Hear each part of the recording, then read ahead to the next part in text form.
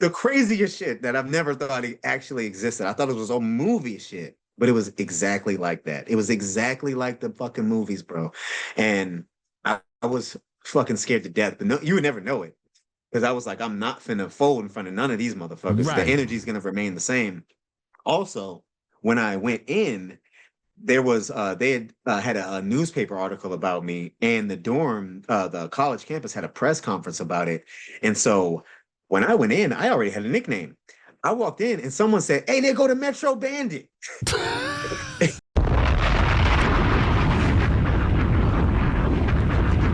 Ladies and gentlemen, we are joined by Hotep Jesus's very own Trey, StrongDad, June, aka the StrongDad, aka Trey Quinn, aka QuinnAthletics.com. Yeah, all of that. Trey, where were you born? Baltimore, Mercy Hospital. You were born Baltimore, in Maryland. Baltimore? Yeah, I was born in Baltimore. How much time did you spend there? I left when I was 10 years old, and I lived in between there and Portsmouth Naval Base um, for like 5 years. Wait, what? You moved on a naval base?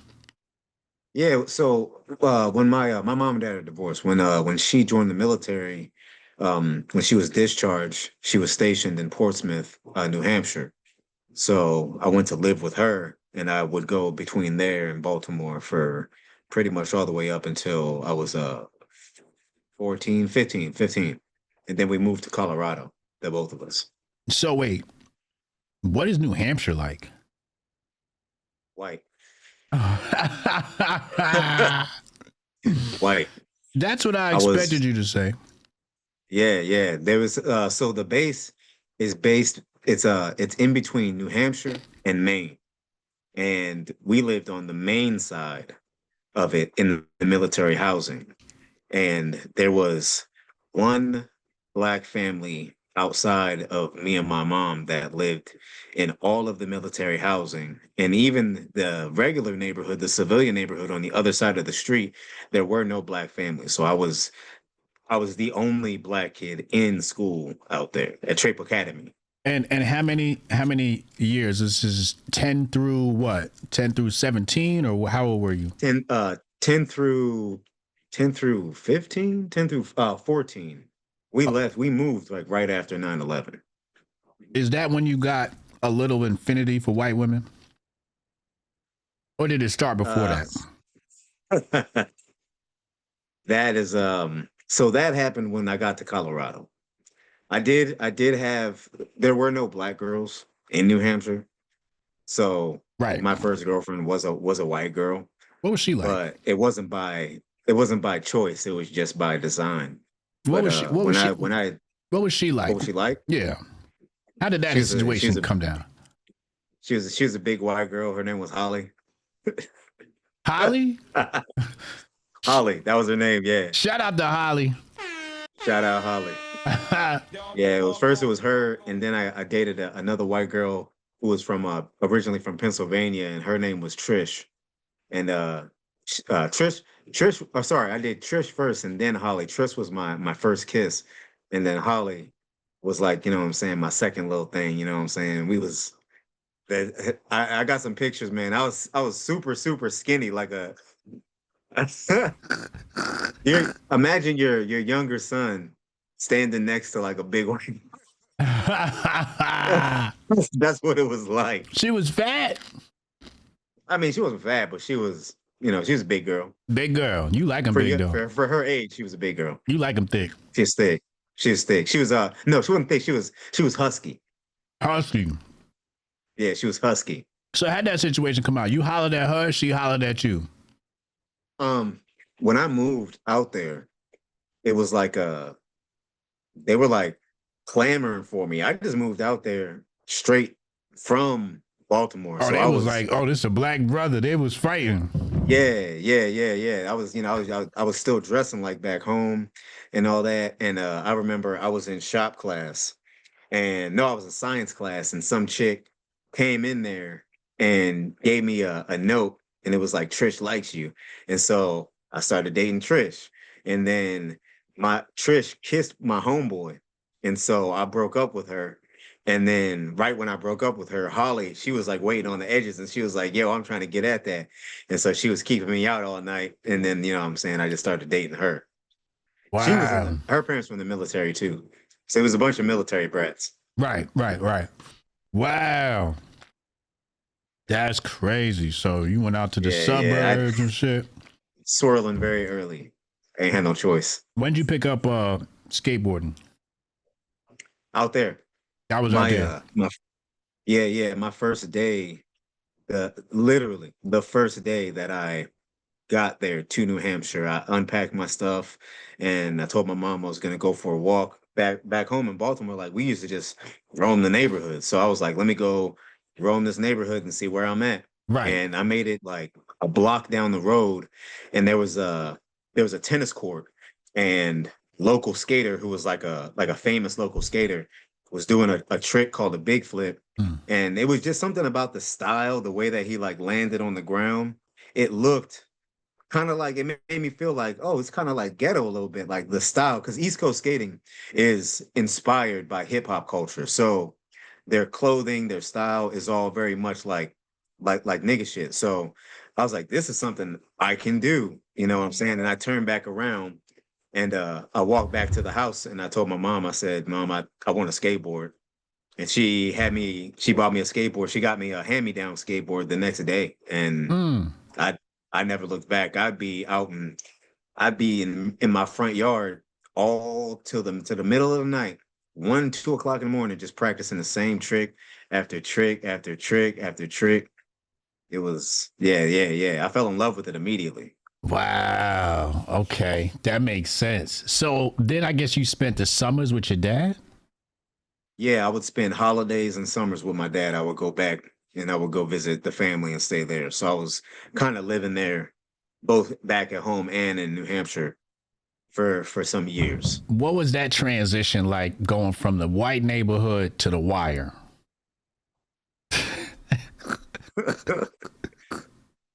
Well, the minute that I started like skateboarding and all that, some of the older kids in the neighborhood would treat me just a little bit different. And then I still had my core group, my four homies that we would all do mischief with. So I was still doing mischief with them. But because I had the skateboard, they kind of saw me as like I kind of escaped a little bit. They'd be like, "Oh man, I see you skateboard." Like they was kind of happy for me a little bit. But at the same time, A little like jealous. the kids who were a little more dangerous would always try to like test me and stuff. So I got into a lot more fights after going and coming back a bunch of times. It was like they thought like I was trying to be better than them because I ain't have time to play basketball with the crates, you know what I'm saying? Because we used to play basketball with the crate on the tennis on the like that was our hoop. It was the crate, right? So it's like I would be skateboarding instead of playing ball with them. So it was like they was like, oh, he think he better than us and all that. But I just loved skateboarding. So yeah, I used to get in a lot of fights when I came back home. When you came back home or to Baltimore? Like every time I would visit Baltimore. Right, right, right, right. Wow. Wow. Yeah, Okay. yeah, yeah. It was a rough transition. It was a rough transition for sure. And then you got to transition And back. yeah, yeah. And then I got to go back to Whiteville, and it was like I would have to drop the accent and pick it back up every time I left because like I was too othered in New Hampshire and I was too othered back home. Yep. But back home, the difference is that like my family, we don't have like thick, you know what I'm saying? We don't have Baltimore accents like Cannon. Right. We very much all sound. I got family who've never left Baltimore and they sound more like me. Like we talked a little more proper in my family. Mm. So because of that, coming back with skateboard clothes and stuff, there would be times like I remember going to my grandma's neighborhood once and I was walking around the middle of the night and these people pushed up on me and they was like, "Where you from?" And I was like, "I'm from here." And they was like, "You ain't from around here." Like they was really at me until I was like, my grandma lived right there, right there. You know what I'm saying? Miss Mary lives right there. That's my grandmother. So it's like I had to like enforce my position. Mm. Yeah. Yeah. Yeah. That's my grandmama in them house, man. Yeah, Yeah. Your grandma there. yeah, You yeah. good. That's you was rooted. You know what I'm saying? Your grandma and them wasn't there. You definitely wasn't from there. Exactly. Exactly. Yeah, if your grandma ain't from there, then you're not from there. Right. All right. So then you pick up, you go to Colorado. Now you got to transition again. Did you talk to Holly while you was out Yeah. there? Did y'all break up? Me and Holly broke up. So I broke up with Holly and I started dating this like spicy white for like a week. Mm-hmm. And then my friend who became my ex-friend after that kissed her. Mm. So yeah, like he was so my ex-friend, okay, his name is Eric. He taught me how to skateboard, and he was the best skater in the neighborhood, Mm. the best young skater in the neighborhood. Mm-hmm. But I loved skateboarding more than he did. So I practiced more than he did. So even though he had been skating for years, in the span of 2 years, I was better than him. Mm. And there would be times where like the older skaters, they would be around us and I would land something and they would cheer for me. And I was just skating. He was always trying to show them a trick to impress them. And Mm. they kind of knew that. So he developed like a little bit of a dislike for me. And so he would keep me around, but he would try to always belittle me and shit. And I was just like, I'm just trying to skate. There was a 13 stair on the naval base that a few people had the ability to get on the base and try. And I was the one who got closest to actually landing it. And Mm. so when I showed the older kids, here's a picture of me trying to ollie the 13, it was over. They was like, "Oh, Trey's good," you know what I'm saying? And I was like, I just had a natural calling to it more than Mm. he did. And Mm. so because of that, he kissed my first girlfriend. And I'm not like adept at the ways of brohood. So I'm like, okay, it's cool, whatever. I just break up with her. But then the second time around, I was like, oh no, hell no. You gonna Same kiss my dude. girl, bro? Same dude Oh. kissed my second girl. He the spicy white. So I was only with her for like 2 weeks, and then I broke up with her, and I didn't date no more chicks. I was just like, I'm gonna just, you know what I'm saying, run around, kiss these girls and grab on their titties. So like I would like hook up, but I would never date. And then I end up moving. Did that change you and how you view women and how you approach dating? Yes. Yes. That was the first. It changed me, but it didn't change me enough. It didn't change me enough because I still went through some shit when I went to Colorado, but it Right. changed me enough. Really, what it did was it changed how I approached friendships and Mm. how I let those closest to me treat me. Because I was like, these girls, man, they just gonna kiss on anybody. Is essentially how I thought. But I was like, but your bro should never do that to you. And he did that 2 times. The first time he was like, I'm sorry, you know what I'm saying? She kissed me first, and like we're all young, and I'm like, whatever. But the second time I was like, no, no, you've been doing this on purpose. And then there was like a day I was riding past his house. I didn't think he was home. And he has a box, is what it's called. It's like a thing you skate on in his front, right on his driveway, and it sits on the street, so you can drive past it and skate it. So I was like on the way home, and I did a crooked grind on it, and he gonna hit me up the next day and be like, "Did you skate on my box when I wasn't there?" And I was like, "I was just going back to the house," and he was like, "No, man, you're not allowed to touch my stuff." Like he legitimately got mad, and that's when I was like, "Oh, this is jealousy." I was like, "This is jealousy, is what this is." So yeah, yeah, I learned a lot about friendships from that more than I did about women. Eric ain't shit. Eric ain't shit, bro. Eric ain't shit, bro. Yo, type fuck Eric in the chat. Type fuck Eric in Yeah, the chat. facts. Fuck Yeah, that shit. nigga. Fuck that nigga. Did you have any sisters when you went back home to Baltimore? Did you have any ladies there? So there was one girl, Tasha. She lived next to she was my neighbor. She was actually Tasha was my first kiss, but we were never together. Mm. But we just hang all the time. I really liked Tasha, Mm. but one day her cousin came over to visit and tried to pick on me. And so I tried to swing on him. But he turned around walking down the stairs. And before he got to the top stair, I tapped on his shoulder and I was just gonna punch him as soon as he turned around. But I missed and he beat me up. And so Oh, me and Tasha was never gonna date after that. not in front of Yeah, Tasha. yeah. Yeah, he beat me up. Tasha. So yeah, I was embarrassed in front of Tasha, so it never happened. And there was this chick named Tanya who used to try to hit on me, but she was not good looking. Her nickname was Tanya the Mania, and like she was like she had like a little body on her, but her face was mad ugly. And some of the old homies, my cousin and another homie was like they used to run trains on her in the woods behind our house. And I was Ooh. like, I'm not messing with Tanya.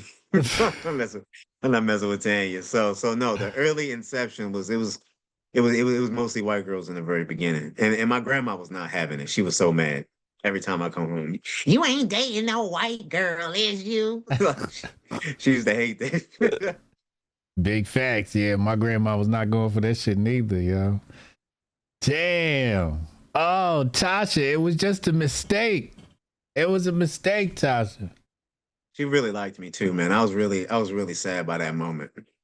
Did y'all like stop talking like because of you, or did she get distant, or you just felt embarrassed So and fell back, or? I felt embarrassed, so I just kind of stopped coming around. I Mm, just, you know what I'm saying? I just be like, hey, Tosh, you know what I'm saying? I see her, but I just started hanging out with the homies more, and yeah. that was it. That was it. Damn.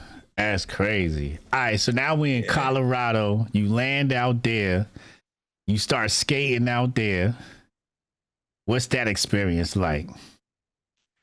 So we moved out to Littleton, which is where Columbine is. Oh, Yeah, yeah, yeah. So I chose to stay in homeschool instead of go back to school because Columbine had just happened oh before shit. we moved out there. So when I found that out, I was like, I'm not going to Columbine. I'm not going to school with them crazy white kids. So I started homeschooling when we got out there. And Okay. I spent every day at the skate park. I finished homeschool and I would be at the skate park from sun up to sundown back to the house. And almost every single day was filled with skateboarding outside of other shit. But Mm-hmm. it was mostly just that. That's where I met my fourth girlfriend, What was her name? fifth girlfriend, both. What was her name? So it was two Sams. The first Sam was ugly, but I was Strong like Dad was hitting everything. He didn't give a fuck. the first Sam was ugly, but I was just trying to get something, you know what I'm Right. saying? I was just trying to get my feet wet out there, you know what I'm Yeah. saying?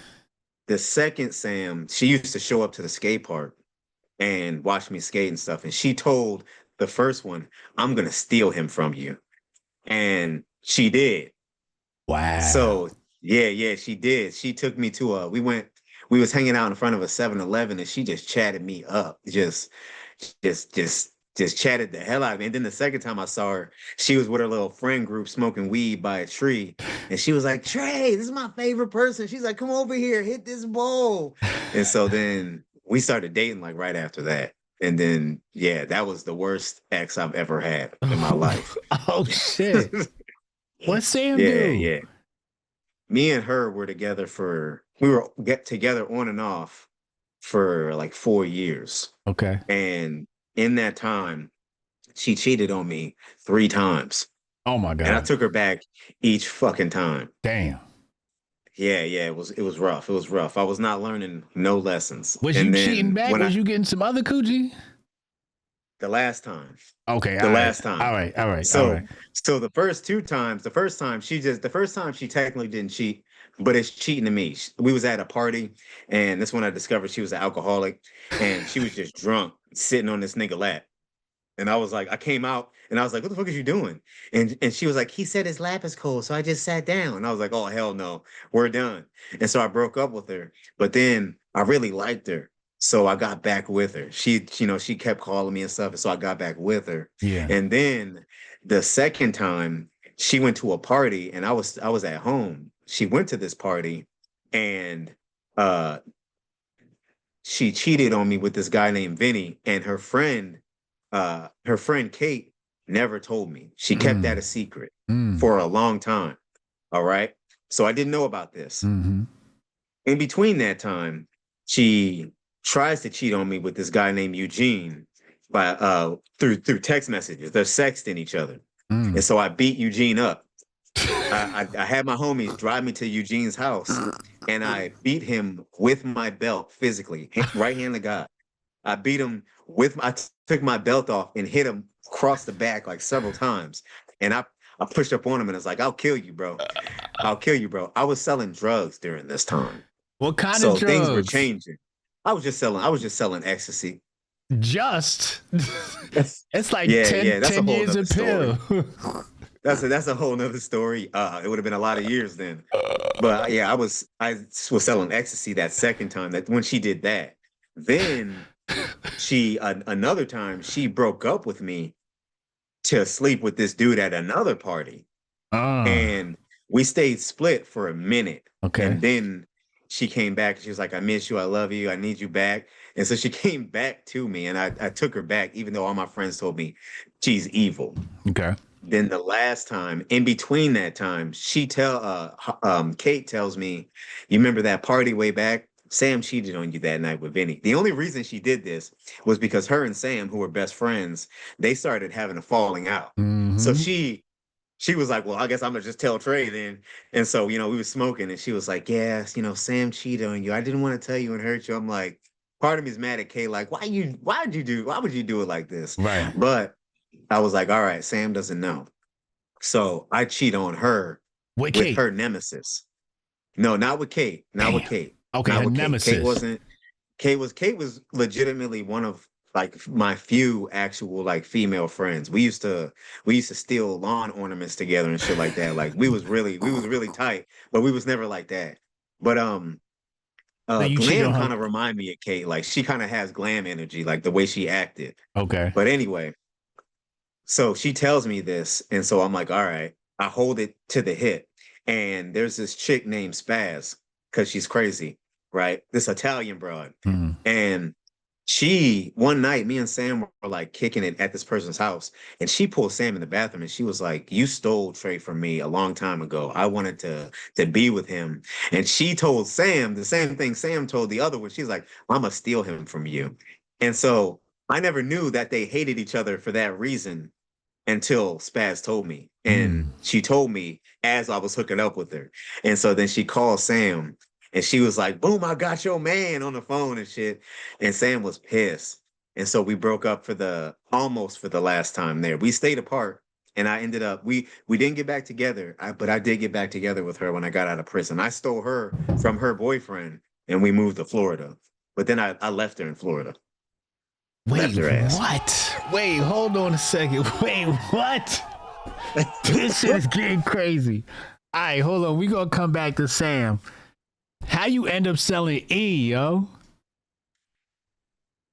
So, my friend Nick, my co-defendant, the guy I got locked up with. Oh Lord. When I first met him, like he had kind of a troubled childhood, and he introduced me to smoking weed. He introduced me to hallucinogenics, right? All of that stuff. And one day, like I was around 18, or no, I was about 17. He tells me, he's like, I know these DJs, and they'll pay us to babysit. And they'll give us some pills and they'll pay us to babysit their kids while they go do this party. And I was like, all right, bet. So we go to babysit and there's all sorts of people at this house. And there's there's several like big name DJs for a group called the Triad Dragons, which is a DJ group. Okay. It's a DJ collective. It's DJs from was it Japan? It's Asian people who were DJs. That's what they called themselves. But really, they was the Asian mafia.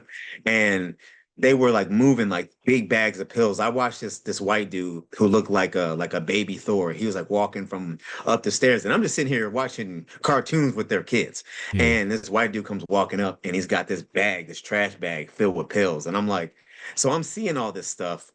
And we finished the babysitting gig. Their parents come home. Their parents are DJs also. And we ended up taking their spot in the organization, which they did not like, and they would eventually come back and have retribution on us for it. But what happens is they're like, you guys want to move pills for us? You know what I'm saying? And I'm like, what? I'd never like I don't even know what we're doing here. Right. Nick was all about it. So I was like, okay, bet. Let's move pills. So we started moving like small amounts of pills at the parties, and then eventually large amounts of pills, and then eventually really large amounts of pills until we're the trash bag guys. And then it was around that time that the DJs whose kids we babysit, they started having a falling out with the DJs. And so they were kicked off the team. One left. We never saw one. We never saw the wife, but the husband was still around. So I don't know where the wife went, but the husband was still around, but he got kicked off the squad. And now we were the ones who had all of Littleton. They had all of Littleton during that time. Now we have all of Littleton. Oh my because we God. have more connections, because I'm so likable. At the skate park is right next to Columbine. So I would go see my girlfriends at Columbine on their break.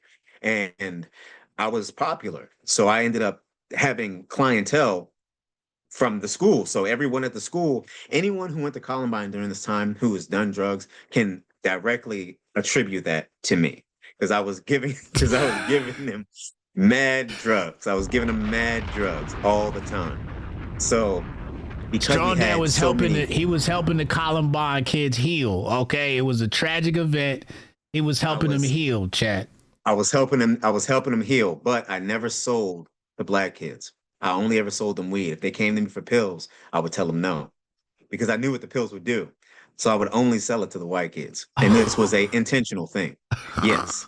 This was very intentional. I used to I Why? and Which because I how'd you get on your pro black kick like I that? I had an internal dislike. During this time, I was developing an internal dislike for white people that was only expressed in certain ways, because moving to Colorado was the second time I'd ever been called nigger. And it happened more times than I can count on both hands and Mm-hmm. both feet. Just a lot of times. And I started realizing, oh, these motherfuckers is racist out here. So I was like, well, I'm just gonna get they kids hooked on drugs. Like that's how I kind of saw it. So Oh. yeah, yeah, yeah. But yeah, I mean, like, some of them were my friends, but I purposefully never gave drugs to black kids. If anybody black or part black came to me for drugs, I would give them money instead. I'd be like, man, just here's some money or something like that, or here's some weed, smoke some weed with me.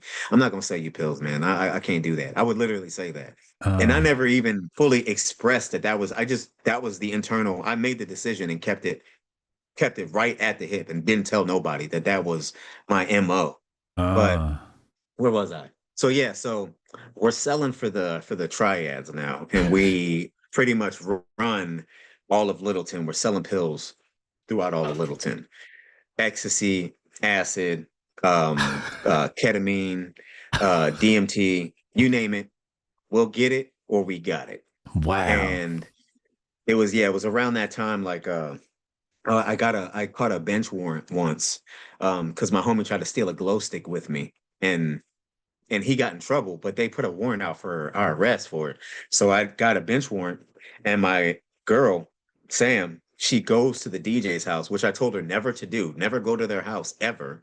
She couldn't get anything because I was in for 2 weeks. Mm-hmm. And so she went there, and the husband, who was now there by himself, cute, because I got locked up. So now he's the plug for a certain amount of time, because we're still having parties at their house. They don't sell no more. Mm. And so they're just keeping us around, because with us comes everybody else. Mm-hmm. So she goes to his house. He accuses her of stealing pills from them.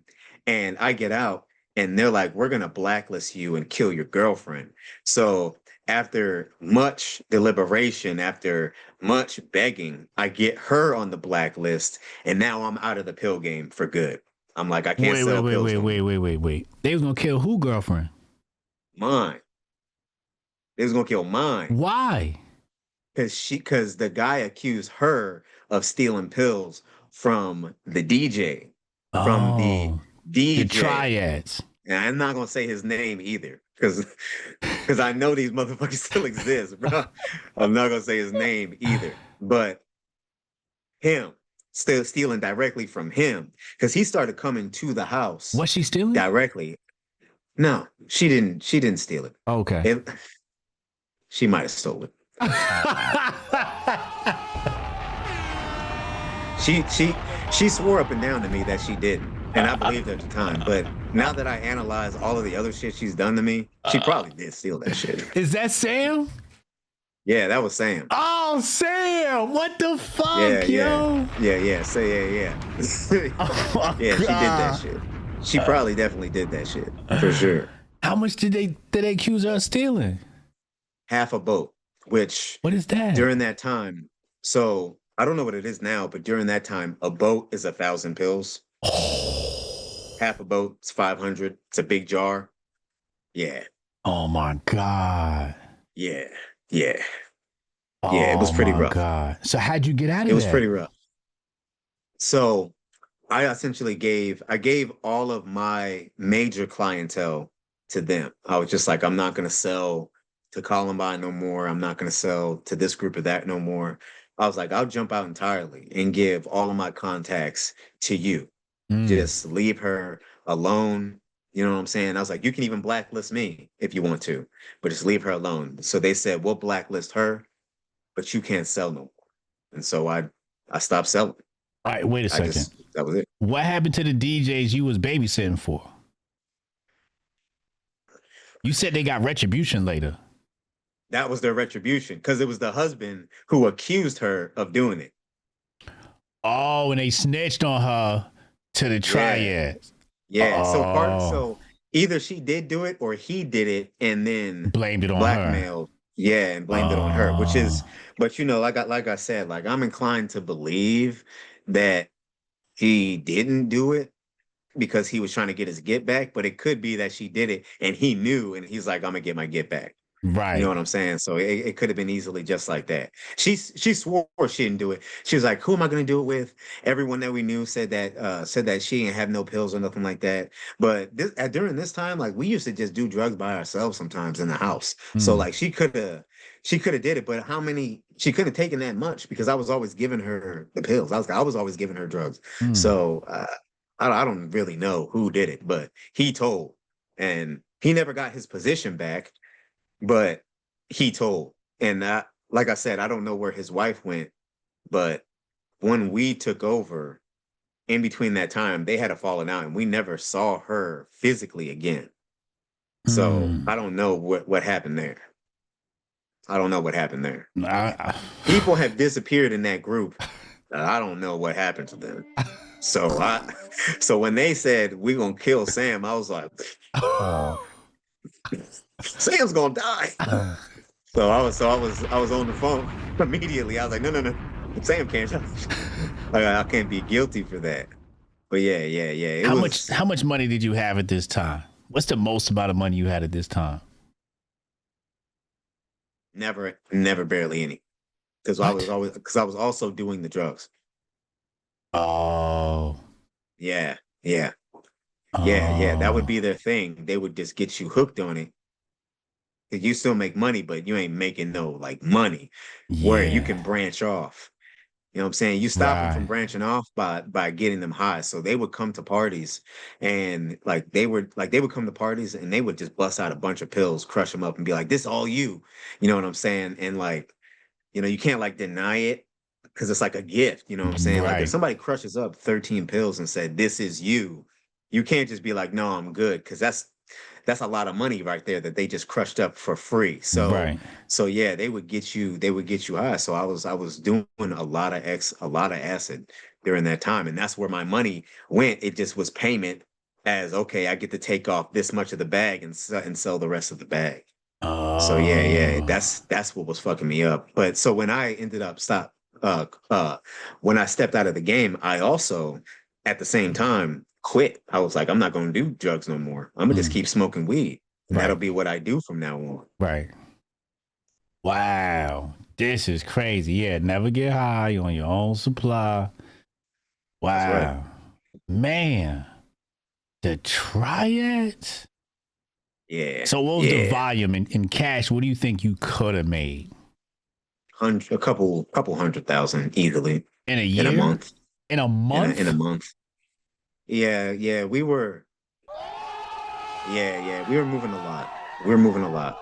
I would say, I would say at 1 month we moved well over 2 or 3 boats. That was our high end. On like the low end, we would move about a boat a month, which is like 10 grand. Yeah, so okay, so if you do wholesale, if you sell it in large quantities Yeah. as the middleman, then you're not then you only make like a couple Right. grand on it. You can make like 10 grand on it. If you sell them individually, Mm-hmm. That's where the that's where money. you make more. And Yeah. so there was 1 month where we moved easily a couple hundred for sure because we were just selling them at two at a time. So they had started doing this thing in the rave scene where they were having like just open drug parties. This was during the time, this was before like drug task force exists for raves. Mm-hmm. And so a lot of the famous raves in Colorado, Caffeine, which is the major one, these were held at all of these different theaters, and people were just showing up with drugs and just openly handing them out. But since the triads hosted all the parties, there was only two dealers in there, myself and Nick. Mm. So we were the ones selling to the whole party. And, people will get one, two, and you can up the price. You know what I'm saying? It costs more to buy two, it costs less to buy 50. And so people were buying two at a time and they get super high. And at the same time, people would pass out acid for free. And so this would get them more hyped up. And now they come and they buy it and we bump up the price even more, even though they're coming back a second time. So we were moving a lot. We were making a lot of money. We were just, what I'm saying? I would have skateboards, weed, and ecstasy. That's my wealth was measured in skateboards, weed, and ecstasy. That's literally it. And what was Nick doing? Nick was crashing out. Nick got Nick was crashing out. He was doing way more than I was, plus some. Nick was doing Wow. other stuff. Eventually, at one point, Nick got addicted to meth, and I had to stop hanging out with him for a while. Mm. Yeah, yeah, yeah. That was a scary, scary, scary time.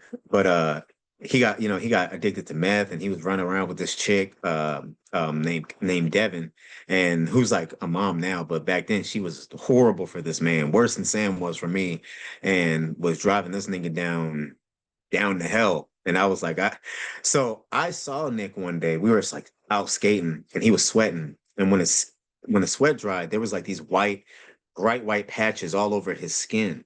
Uh. And you know what I'm saying? I did my little research and I learned that this is the drugs being Mm. secreted. This is the drugs coming out of his skin. It's what it Mm. is. And it was at that point that I thought, if he looks like that on the external, what do I look like on the internal? Because Mm. I wasn't maybe doing what he was doing, but I was still doing a lot of drugs. And so I said, I'm done. I'm Mm. done. I don't even sell no more. There's no point. So I quit and only started smoking weed. I was like, I'm gonna just smoke weed from now on. And there were times where I was tempted. When I started smoking weed, I also started selling. And, I would show up to parties with like big bag of weed, whole bunch of blunts rolled. And I remember one night, a guy offered me a quarter boat of pills for free if I smoke my last blunts with him. And I was like, I don't know you, bro. I'm Mm. not gonna do it. And he held that bag in my face. And I'm looking at these green Supermans and I'm like, I'm good, man. I'm good. I'm good. I don't want it. And I felt that was the first time I conquered some shit. And I was like, I'm not going down that road again. I could just see where it was headed. It was, it's like everything feels good and you're all like in the moment, everything's so happy, and then you wake up and when everybody's still asleep partially, that's when all of the depression just falls in on you. And I was Mm. like, I don't like this feeling. Mm-hmm. This this feeling. Like this is how motherfuckers commit suicide. And I Right. was like, this is like felt like I was in suicide energy all the time. And I was like, I Mm. can't do that no more. So yeah, I stepped right on out of there So what and was devoted myself to skateboarding and Sam. your mom saying during this whole? Does she She know? didn't know. She didn't know. She didn't know you was She didn't on know. drugs or the big kingpin in the neighborhood. She didn't know none of that. She didn't know none of that. So when I was living with her, I was doing more acid than ecstasy. Okay. And if I was really high, I was coming in going straight downstairs. Okay. I just come in the house, hey mom, right downstairs, and that's where I'd be. Yeah. Eventually I got an apartment, and so she wasn't able to see me at all. But Mm. yeah, you know what I'm saying? I was very much like a chameleon in a sense that I could, give off that I'm a really good kid, but I was really up to like no good all the time. Mm. Especially in college, things got like you think selling pills is bad. I became a stick up kid in while I was in college. So I was robbing fools for real when I was in college. And I was just like, yeah, I'm a college student, you know what I'm saying? Like I don't have like a super deep, thick nigga accent. I got a skateboard and shit. So they had no idea that I'm a nigga. Like they're just like, oh, this is a nice little black kid. You know what I'm saying? Like that's how they treated me. And I used that always to my advantage. I was using that to my advantage. Wait a second. So, how'd you get the weed connect? How to get the weed connect? Yeah. I just so I had three different connects over the time.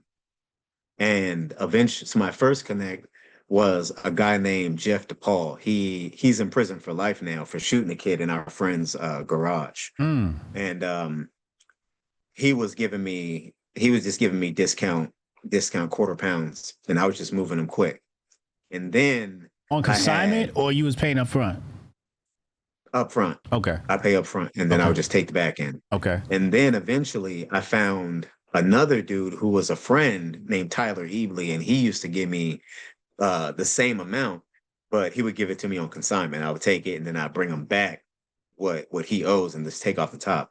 When I got to college, I was moving for my roommate. So when I got to college, see, so this is how I be, right? I got to college and I went to the dorms and I moved above this Mexican, this guy, he's a GKI.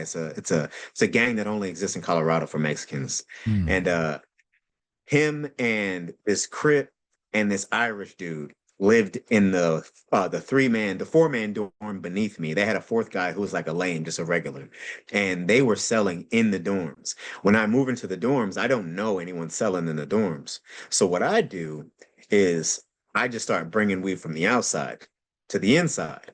And then one day he approaches me asking me if I need a bag, but really he's trying to see who I was. So I was like, yeah, I'll use a bag. So then I just started buying from him and then flipping it for extra. I would just flip it for more. Mm. And one day he caught on like for real. I came over to his house and before he gave me back, he was like, Trey, are you selling this stuff? And I was like, what you mean? And he was like, are you selling my weed? He's like, I'm getting less customers. Are you selling my weed? And I said, yes, I am. And so he was like, man, just come move with us and we can sell together. So then I moved down there. And so whoever his connect was ends up. So when I got locked up, his connect ends up getting killed by a dude we were all planning to rob. Oh my So Lord Jesus. yeah. His connect, R.I.P. Lucas, he was a pretty dope dude. But he had like big plans. And since I was out there robbing fools, he was like, we should rob this guy. But I ended up getting locked up before that, and he got killed on that robbery. Oh, he got killed during a Yeah. robbery? Yeah, he got killed on that robbery. Oh So my. I wasn't there though. So Oh my God, Jesus. Hold on. We got a lot to sort out, Chad. Hold on, Chad. StrongDad was Frank Lucas, Chad. God damn, what the fuck is going on, yo? Alright, hold on a second. Wait, I need a breather. How did you and Sam get to Florida? Was this after you got out of prison? yes. Alright, so wait, we're gonna get back to Sam then. Alright, let me organize my thoughts. So you almost died in this robbery, potentially. Yeah, I could have died if I didn't get locked up.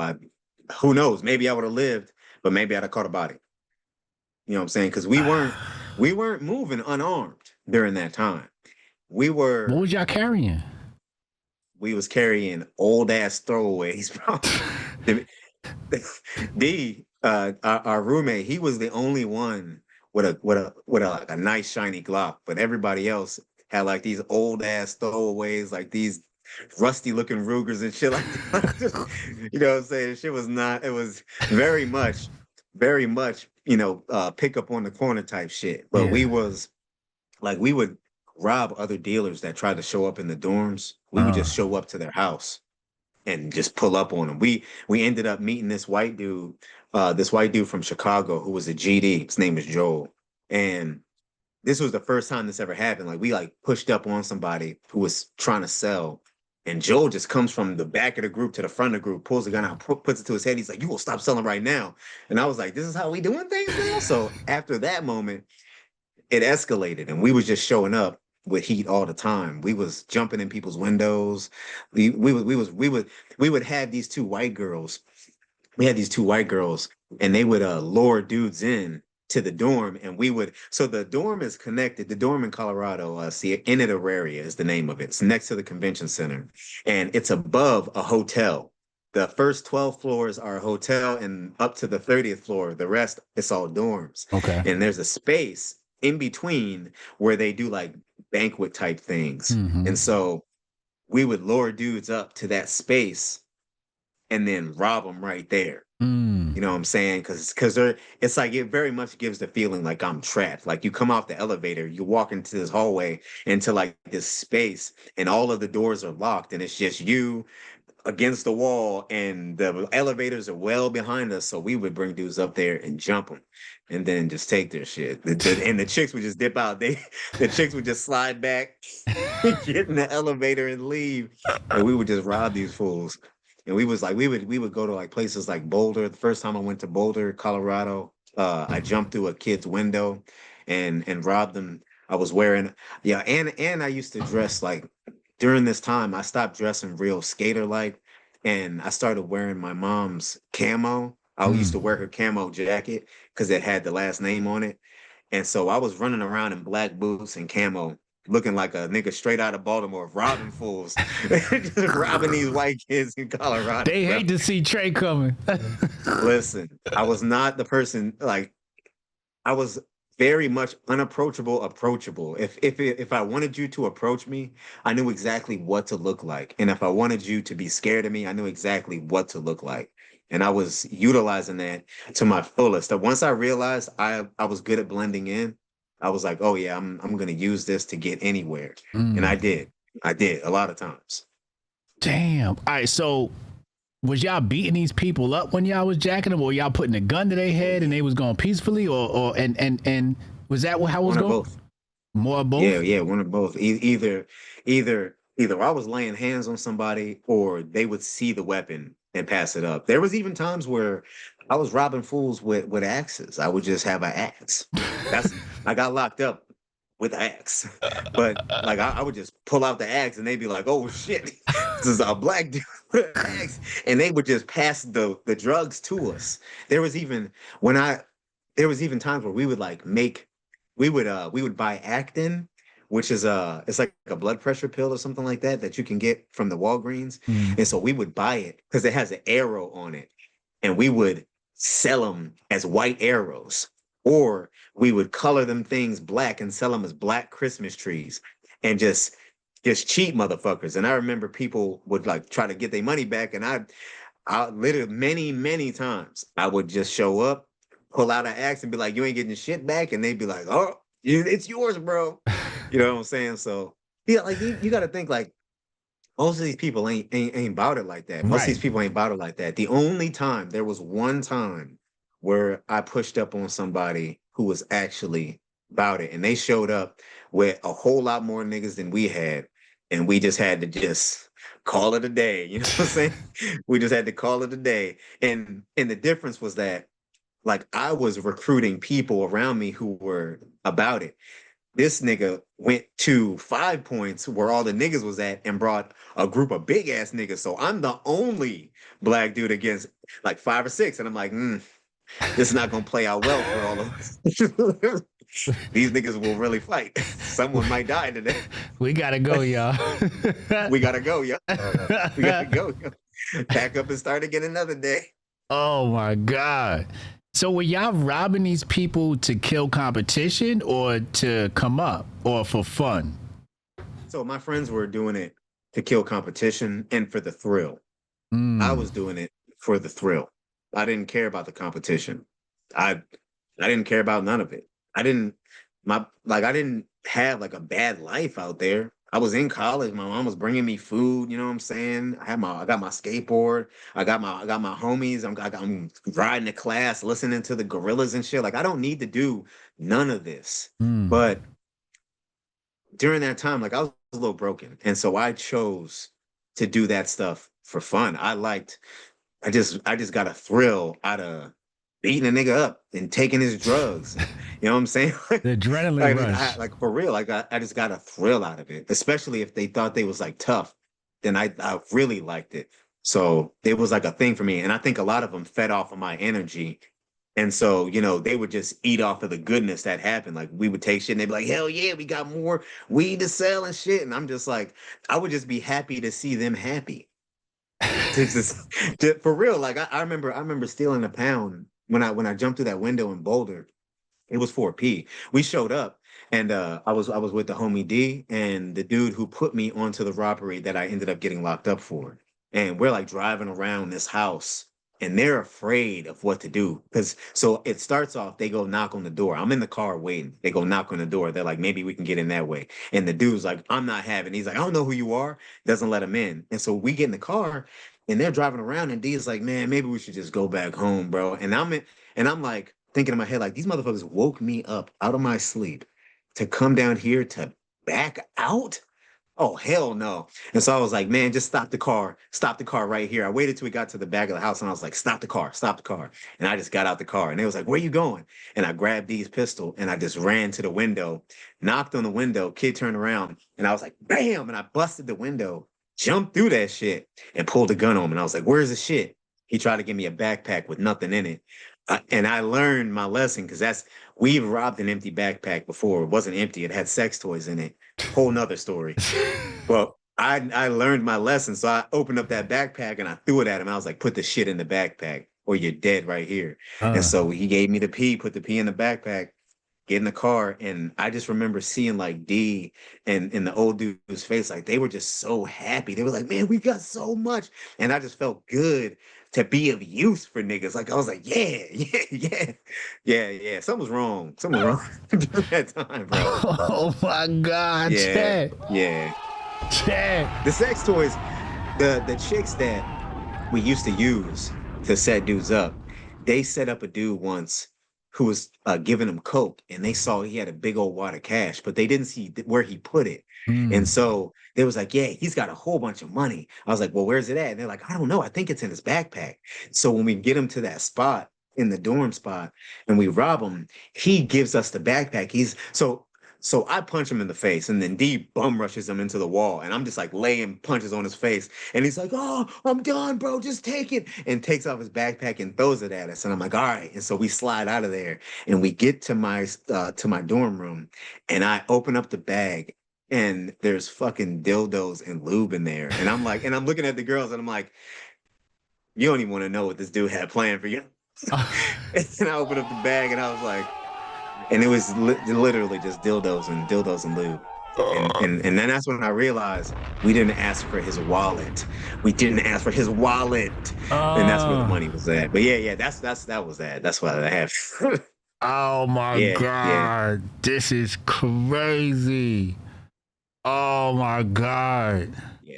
Wow. But yeah, Chad. I used to just like robbing dudes. I used to like robbing dudes. I used to like you gotta remember I'm from Baltimore. Like that's we used to do the punch game, right? You walk up behind somebody and punch them in the back of the head. So like I brought that to Colorado. I would walk around with the homies and I remember once like these kids. So I had a homie named Justin who was a juggalo. He used to listen to ICP. All right. I don't hold that against him because he was a cool dude. He was my neighbor. He was a cool dude. We used to smoke weed all the time. And I remember once these kids, and they was young kids, and they was like, we was walking past them, and they was like, oh, fuck juggalos. And Justin didn't care. But I was like, no, you're not finding disrespect on me like that. And I turn around and I beat these little kids up, bro. Little kids. They were little kids. And I beat them up. And yeah, I was violent, bro. I was violent. Were you I was jacked at this violent. time, or were you lifting? Or No, no. I'm just tall. I was just tall for my age. I was 6 feet, 6 foot for a minute. hmm. So I was just tall, just a In tall black college, so kid. you But skinny, knocking, just beating people up. yeah, I was just skinny. I was just skinny. Like I was in okay shape, but Right, I was mainly just skinny. I had a bird chest. Like I wasn't like I was a skinny, you know what I'm saying? Like skinny nigga. right. Skinny skater nigga. But you was just tough. Yeah, I was just mad tough. I've gotten I helped a homie, he was getting jumped by these three dudes, and somebody told me he was getting jumped, brought me to them, and as I'm walking up, my homie on his hands and knees, and this dude's got him by his shirt, like about to beat him up. It was because my homie was selling fake acid, and so Mm. I'm like, you not finna do that. I had also had a thing about bullies. I think that's why I was robbing drug dealers when I was really little. I used to beat up bullies. We Mm. had a little group in school and we were bullies to bullies. Mm. So my whole life, I have been defending my friends and defending people that I care about. Mm-hmm. So even in the drug game, I was like, we're going to rob people who deal drugs. Even though we sold them, we're going to rob people who deal them. I was just like, we're going to pick on the predators, you know what I'm saying? If that's how it's going to be. But anyway, like they're like trying to rob this dude. And I just walked up to the fattest one, walked up behind the fattest one and just grabbed his neck and put him in a chokehold. And they like took me to the ground. They was laying punches. And I was just literally just biting the flesh off of any body part that came near my face, like an arm, elbow crease. I got homeboy in the clavicle. Like I was just, and they all stood up and they was like, "You done?" And I was like, "Are you done? Are you?"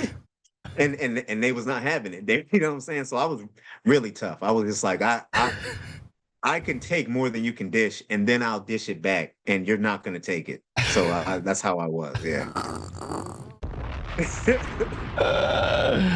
I've come a long way. I think Trey might be banned from Hotep Con chat. Either that or me and this nigga about to catch some juxes. Alright, so you said you were broken. What did you mean by that? You were broken and that's why you were doing that stuff. I was abused. You know what I'm saying? When I was young. By who? And my stepbrother, my mom, when she remarried a guy who had kids, and my stepbrother abused me. And when I went to beat tell, you up? something like that, Mm. tried to touch me. Oh man. And yeah. And so when I went to tell my mom, he had already told her, well, Trey was picking on me. And so I immediately got in trouble. And it was kind of like from that point, I'm the oldest grandchild on my grandma's side. So I caught a lot of heat all the time. Mm-hmm. And with that on top of it, and the way my dad was, like, he wasn't abusive, but he wasn't like nice. Right. You know what I'm saying? Like he was martial punishment, not capital punishment, not martial punishment. Like he would lay hands on me. And I don't know, like I just felt like I really didn't have nowhere to go. And I was really like just internal. And then of course moving a bunch of times, I learned how to be really solitary. And so I never had an outlet to talk about anything. And so because of that, I just started getting outwardly violent. That was the way that I expressed, what happened to me, was just to become violent. But because I cared so much about people, I would just change who the violence was directed at. And yeah, like I was broken. And so by that age, I didn't even know where the genesis of things was, like how it all started. I just knew that I was this person. I liked to fight, right? I liked to defend. Like I just wanted to defend people who felt like they were being picked on, who felt like they had nowhere to turn. And I was pairing that up with like having a proclivity to violence. And so I would just yeah, I was just snapping on fools. Mm. Even the case that like that was a moment, that was the last time that I ever really snapped. And I went to prison, but like I broke and I was broke in during that time, very much so. And yeah, I just felt like I ain't had nobody. And also it's like I could never like open up to people because I was always helping them with their problems. Right. And so I felt even more isolated because everyone came to me for advice. I was always giving the pep talks. I was always giving, like the lesson plan.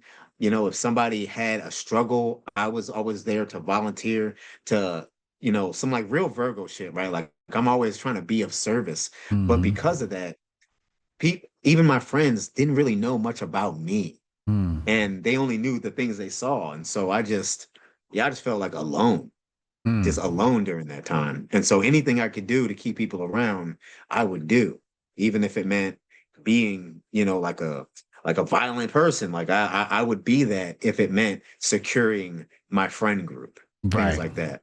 Yeah, yeah. Wow. All right. So take me through the robbery that got you locked up.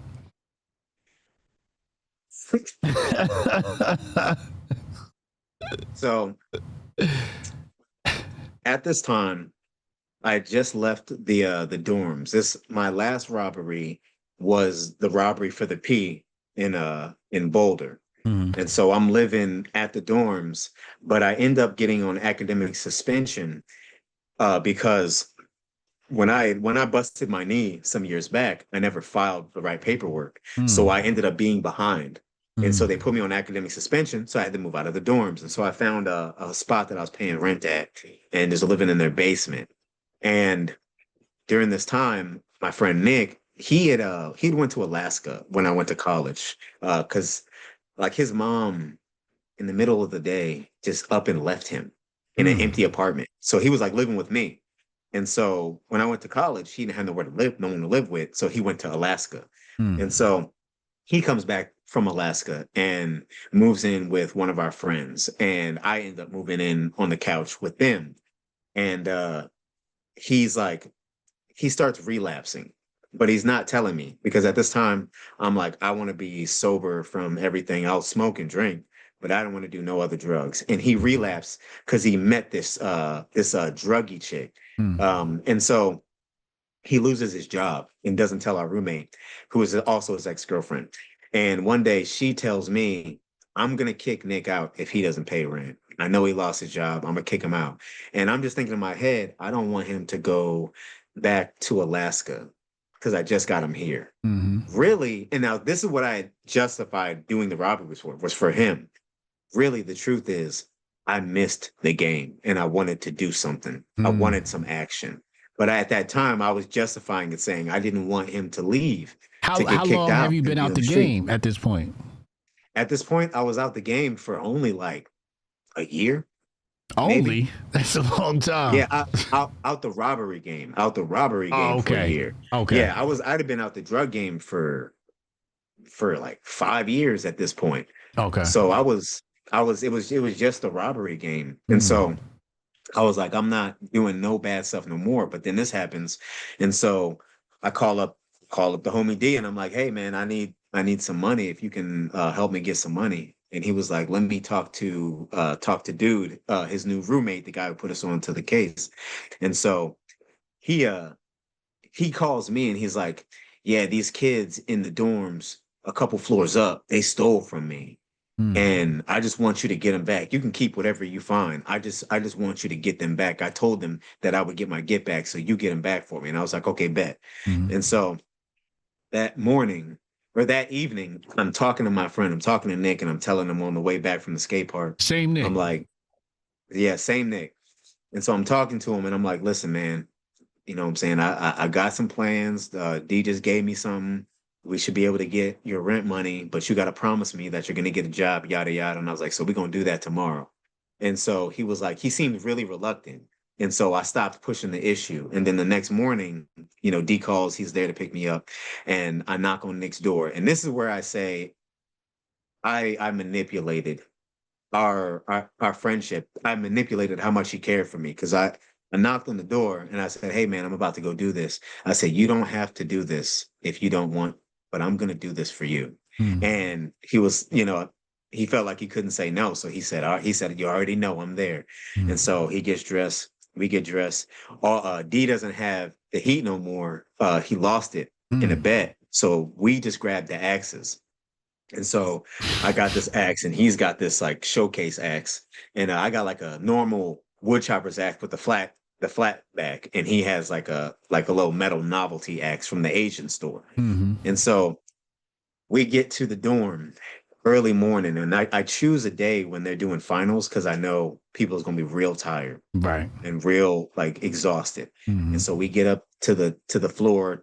They're on the 28th floor, and I knock on the door, and this kid opens up the door. And so how the dorms are set up is here's the front door, and then you walk in, and there's a living room, and then there's three doors along the wall. And Mm-hmm. I know which room it is, but because this kid answered the door and he's not the person, I'm like, well, you're gonna walk us to that door. Mm-hmm. So I knock on the door, he answers it, and he's like, yo, what's up? He's too tired to recognize that he doesn't recognize me. Mm. And so he's like, what's up, man? Come in. And it's all dark because he just woke up. So we walk in, he turns on the light, turns around and realizes I don't know these dudes. He's like, oh, whoa, whoa. And I'm like, where's so-and-so's room?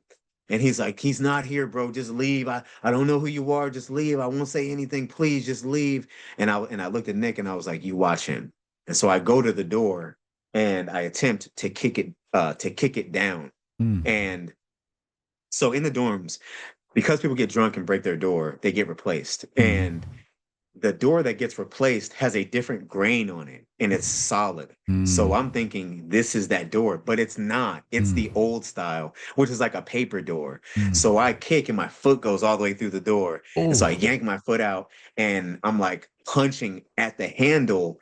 And on the other side, like if you're watching on the other side, because I'm still holding the axe in my hand.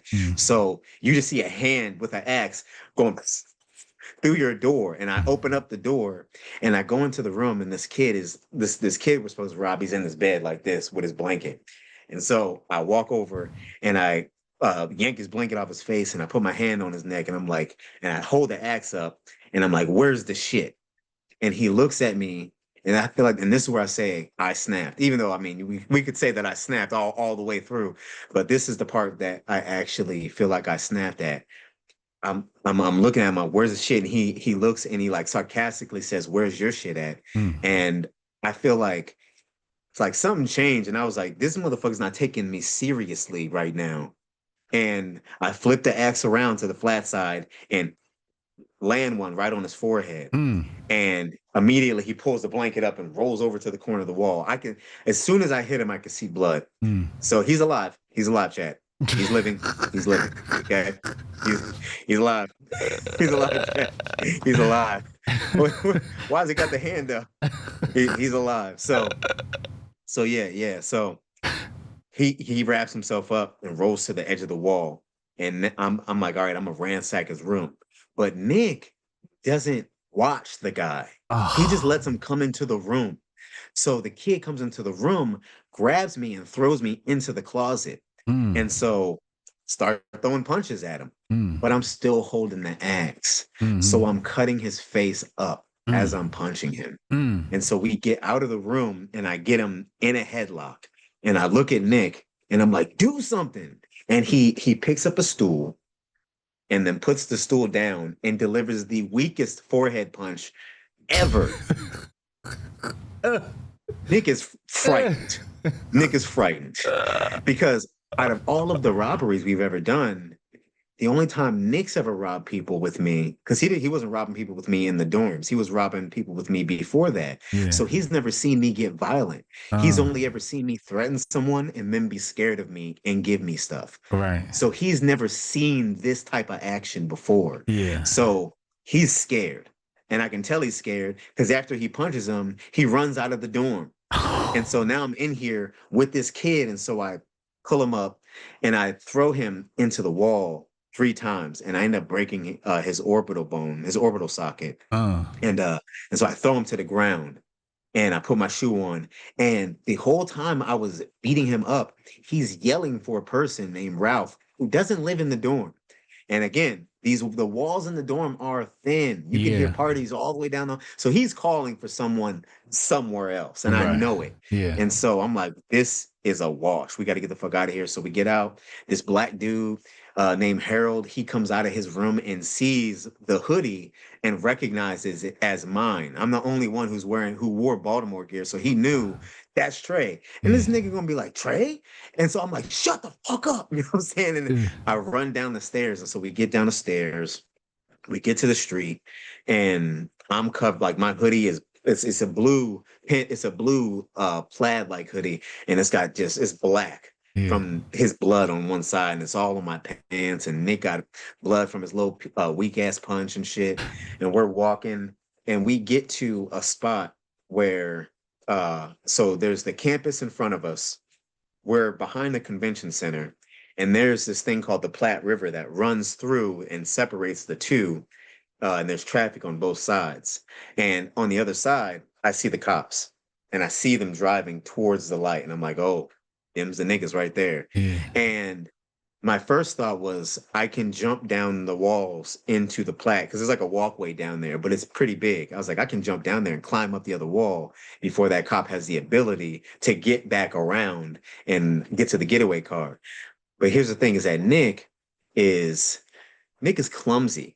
And when things get like really, really intense, Nick will trip and fall a lot. And I'm thinking in my head, if he gets caught, he's just going to tell on me. Right. And he's not going to make it. And so I just don't say nothing, man. I'm just like, fuck, we're fucked. I already know that we're fucked.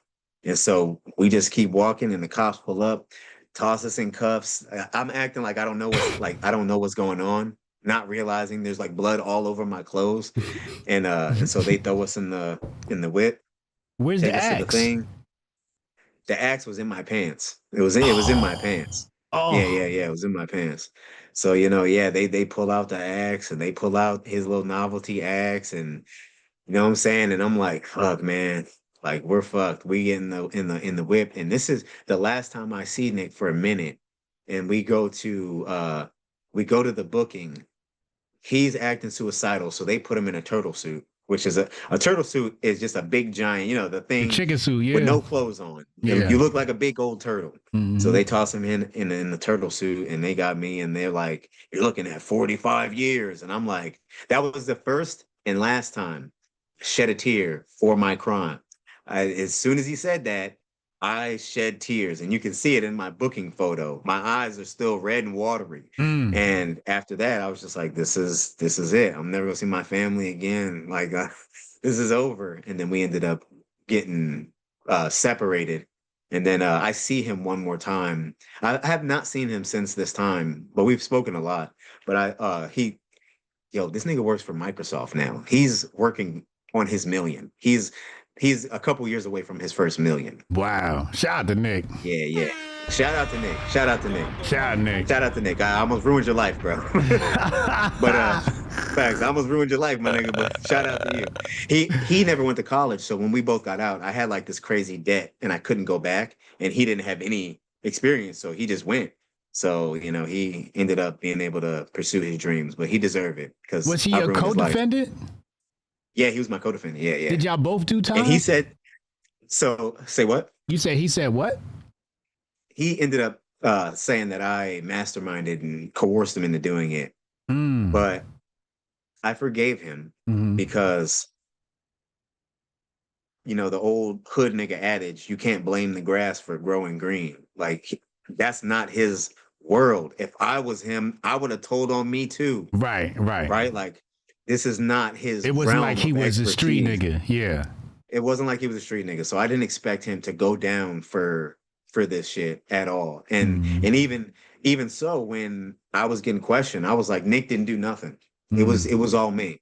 Nick didn't do nothing. Even though he had blood on his hands and stuff, they had to charge him, but I was like, Nick didn't do nothing. So like I saw him in a place called the Thunderdome. It's the first county that we end up going to, and we're on either side of the bars. And the last thing he said to me physically in person was, "I'm never following you again, Trey." And and then they said lockdown. So that was the last actual words we've said to each other face to face. But we since then we talk on the phone a whole bunch and shit like that. Did he do But time? yeah, yeah. He did 5 years, or no. He did 2 years. He was sentenced to 5 years. He did two. I was sentenced to 14. I did 5.5. So Mm. he was out super quick, but he ended up having to go to Alaska because I told our friends like, yeah, Nick said I masterminded the case, and he got out of prison and had no friends. They all was like, we're not fucking with you because of Mm. what you did to Trey. Mm. And at that time I felt like it was just, but obviously, over the years I matured and realized it really wasn't just for that to happen to him. Mm-hmm. But I mean, because of that, he's fucking he be talking about the fifth and fourth car he bought. This nigga got three muscle cars. He got a track car that he take it to the track to race. You know what I'm saying? Uh, This nigga's been he said the first big check he ever got, he dropped 30 grand on just clothes, and he's never had anything ever in his life. right. So I'm happy. I'm happy for him. We both have riches. His are very much monetary, but he deserves them all the way. Wow. Wow. Shout out to Nick. Hey, Nick, I need to hold some money, Nick. I need. Yo, Hotep listen, need an investment, Nick. my wife and my best friend, they to this day they're like, he should have given you something, not even a wedding gift or nothing. And I'm like, no, you don't understand. I don't feel like Yeah. it's even right. Like, yeah, like I changed the trajectory of his life for a long time. So, and I used our friendship But he against got you him, started in the game now. but he got me started in the game. He, But we he was really young and impressionable at that time, and his mom was a bad mom. You know what I'm Oh. saying? She was a bad mom. His aunt was a meth addict. So Mm, like that was all he knew yeah. at that time. He didn't have anything else to introduce me to besides that. So, Right. it's I mean, it's Shout out yeah. Nick. Shout out Nick. Shout out Nick. Shout out Nick. All right. So now you're sentenced. You about to get locked up. How are you feeling knowing that you about to do time? Did you get out on bail or you was locked up the entire time? Entire time. What's your My bail mom was say? I mean, I was afraid she was gonna wash her hands Mm-hmm. because your parents always say that, You go to but she jail, I don't didn't. call me. Yeah. Yeah. But she didn't. She was, what I'm saying, she was remorseful.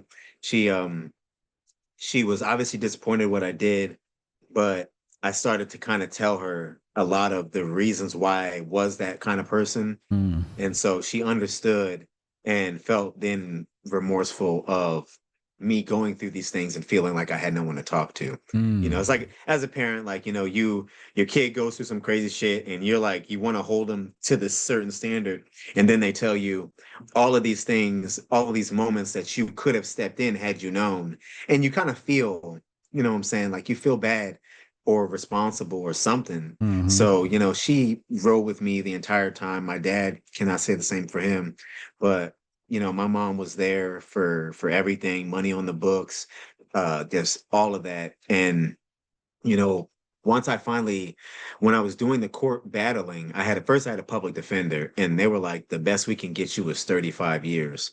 And I was like, no confidence. No confidence, my nigga. And so I told my mom, I was like, he's trying to give me 35 years. And so we ended up getting lawyer. We got the lawyer that represented Kobe in Colorado.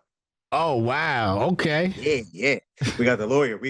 Well, not there's three people on his team. We got one of them. Right. And so he ended up getting me the 14 year sentence. Mm. And I thought it was going to be 10. He was like, I think we can get 10. The judge had been a victim of a burglary a long time ago. So she had a hatred for burglaries. So even though I had a violent assault, robbery, and burglary, I should have gotten more for the assault. She gave me more for the burglary. That's why I got out in 5.5 years instead of 14 years, or instead of 10 years, because my governing charge was now a non-violent charge, even though I got sentenced as a violent offender. So Ah. DOC sentencing is one thing, right? The state goes, this is what you are, this is where you go. DOC says this is DOC determines how they're going to keep you. And Mm-hmm. so DOC gets the paperwork and they go, this is a nonviolent case. So we're gonna hold him to nonviolent standards as far as the time we keep him. Mm-hmm. So the judge probably wanted me to do 10 so years, but DOC was like, you're only gonna do 5.5. And that was a surprise. I thought I was gonna do when I got told it was parole time, I still thought I had like 6 more years to go. So I wasn't really planning on getting out at all. It was a big, big surprise. Wow. Okay, But yeah, it was so a scary time. County was scary as fuck, bro. you were in county for 5 years? No. Oh. I was in county. It was the time that I was in county was Right. scary as fuck. Wow. That was the scariest time. County is violent. Okay. County is not prison can get violent. County is violent. Nobody knows when they're going home. No, some people do. Some people know they're about to get mad time. Right. And so they're like, I got to make a name for myself now because whatever you are will travel to your destination in DOC. And you want people to be like, oh, he was putting in work. So you got dudes who are trying to be like, I was putting in work. You got dudes who are trying to stay low. You're in there with murderers. You're in there with like everybody is bunched together. They don't even have segregation pods for the chomos in regular old county jail. Everybody's there. Right. Either you check in and you're in PC or you're there. There's no special place for you. So there was all kinds of niggas like crackheads naked doing jumping jacks in the cells at night, like all sorts of shit. And we went to one of the so there's like a list of the most violent county jails in America. And the Thunderdome, where I first went, was on that list. So I walk into this shit, and it's like there's a large brick wall on this side that just goes down. And on this side, there's 3 tiers with the bars. And everybody's just in it. And like people push up on you the minute you walk in, people offering you shit. Like it's crazy. It's crazy. People were making shit bombs. They were making spears to stab a nigga in the cell because like everybody doesn't get out at the same time. They let out tier 1, then they go back in tier 2, and so people will be like, making like long poles to stab a nigga while he in the cell. Like the craziest shit that I've never thought it actually existed. I thought it was all movie shit, but it was exactly like that. It was exactly like the fucking movies, bro. And I was fucking scared to death, but no, you would never know it because I was like, I'm not finna fold in front of none of these motherfuckers. The energy is gonna remain the same. Also, when I went in, there was they had a newspaper article about me, and the dorm, the college campus had a press conference about it. And so when I went in, I already had a nickname. I walked in, and someone said, "Hey, they go to Metro Bandit." so I already had some sort of credibility. And they called me Metro Bandit for like 2 fucking years, man. 2 fucking years. I was Metro Bandit before I was just Trey. That was even 3, 4, even 4 years in, motherfuckers, there would be still a nigga be like, yo, ain't you the Metro Bandit? Like that's how it worked. It's they like yo, don't fuck with him. This nigga robbing people with an axe in his hand, yo. So they were like, all right, he does something. So I got in, and because someone called me out and said my charge out loud, like this dude came down and he was like, hey man, come here real quick. Come up here real quick. And I'm like, fuck, I'm about to fight a nigga my first night. He bring me to the spot. And it's like, oh, light skin, like this light skin Drake looking ass nigga's like, hey man, what you need, man? He's in his cell. He's like, man, you need some deodorant, man. Here's some deodorant, some shampoo. And I'm like, is this nigga gonna try to get it? County? And, like, and I don't know rules yet. In county? So I take it. Now in county. Okay. Now he doesn't try to get nothing in return. Right. He's trying to get favor by doing a favor for someone, but he wasn't trying to get a favor. But had he been trying to get a favor, I would walk right into that shit because I had no idea. So I was like, oh yeah, I'll take some deodorant, you know what I'm saying? Some this. The only thing I knew was if somebody leave a candy bar on your pillow while you're at rec, then you need to be strapped. That's the only thing I knew. Mm. And no one ever put a candy bar on my pillow, so I was like, I guess What's I'm the good. candy bar mean? Think I'm gonna fuck you. That's the candy bar. You sweet. Oh, you You sweet. sweet. Yeah. Oh, Yeah. damn. So that was like the one fear was that a nigga would try to put a fucking candy bar in my shit. And I was like, if that happens, I'm fucking ready. I'm a fucking nigga. I don't care. Well, you got to So die in this bitch. we gonna have to die. We're dead today. But but that never happened. So I stayed in that county for 4 months, and then they announced that they're gonna shut that place down, Mm. and they open up a new county in the city next to the city jail. Mhm. City jail is just a holding tank. Right. Worst you see is a drunk in there, but they keep everybody separate. You know what I'm saying? Even when you go out to eat, like everybody mad quiet. Nobody's trying to do nothing. You know what I'm saying? They're hoping and praying that they'll get let out that night. But the county is so much different. And so they moved the county next to the city in Colorado. And now it's all fancy and shit like that. And it's at this time that I get my first race riot. Well, I don't get in it. They get in it. I'm in the cell reading I was reading the first Dune in the cell. And a nigga came in, he was like, yo, they about to throw down out there. Let's go, let's go. And I was like, I'm not throwing down with nobody. It was between the Mexicans and the black dudes. White dudes was sitting out. But I was looking because everything is like a fishbowl now. It's like these big glass. Your room is like it's big old glass wall so the guard can see in, and all your bunks on the wall, so you can see everything. And so I'm like looking out there, and like dudes that I know who were kicking it are now like throwing mop buckets and shit at each other. It was crazy. I saw a dude get stabbed in the neck over some poker. He didn't die, but he got stabbed up in the neck over some poker. I watched a dude beat almost a dude to an inch of his life over half of a soup packet. I, a whole lot of crazy shit went down in the county, and I was just like, this is insane. Every day was like a gift, and the only thing that was like the only like shining grace was when you heard the words commissary. That was it. Because you're like, oh, I'm gonna get some snacks and shit, you know what I'm saying? Because they don't feed you shit. So it's like you hear commissary, you look out the window, and there's, you know what I'm saying, they got the cart, and you're like, oh, where's all, you know what I'm saying? Like that's it. Yeah. That's all you had to look forward to. And then after that, it was just war. But there was a lot of hooch. There was a lot of hooch. What's that? Learned how to make Alcohol? hooch. Yeah. Okay. A lot of alcohol. So that was fun. But then I stayed there I was in the county for a total of 7 months. And then But that's time and a half.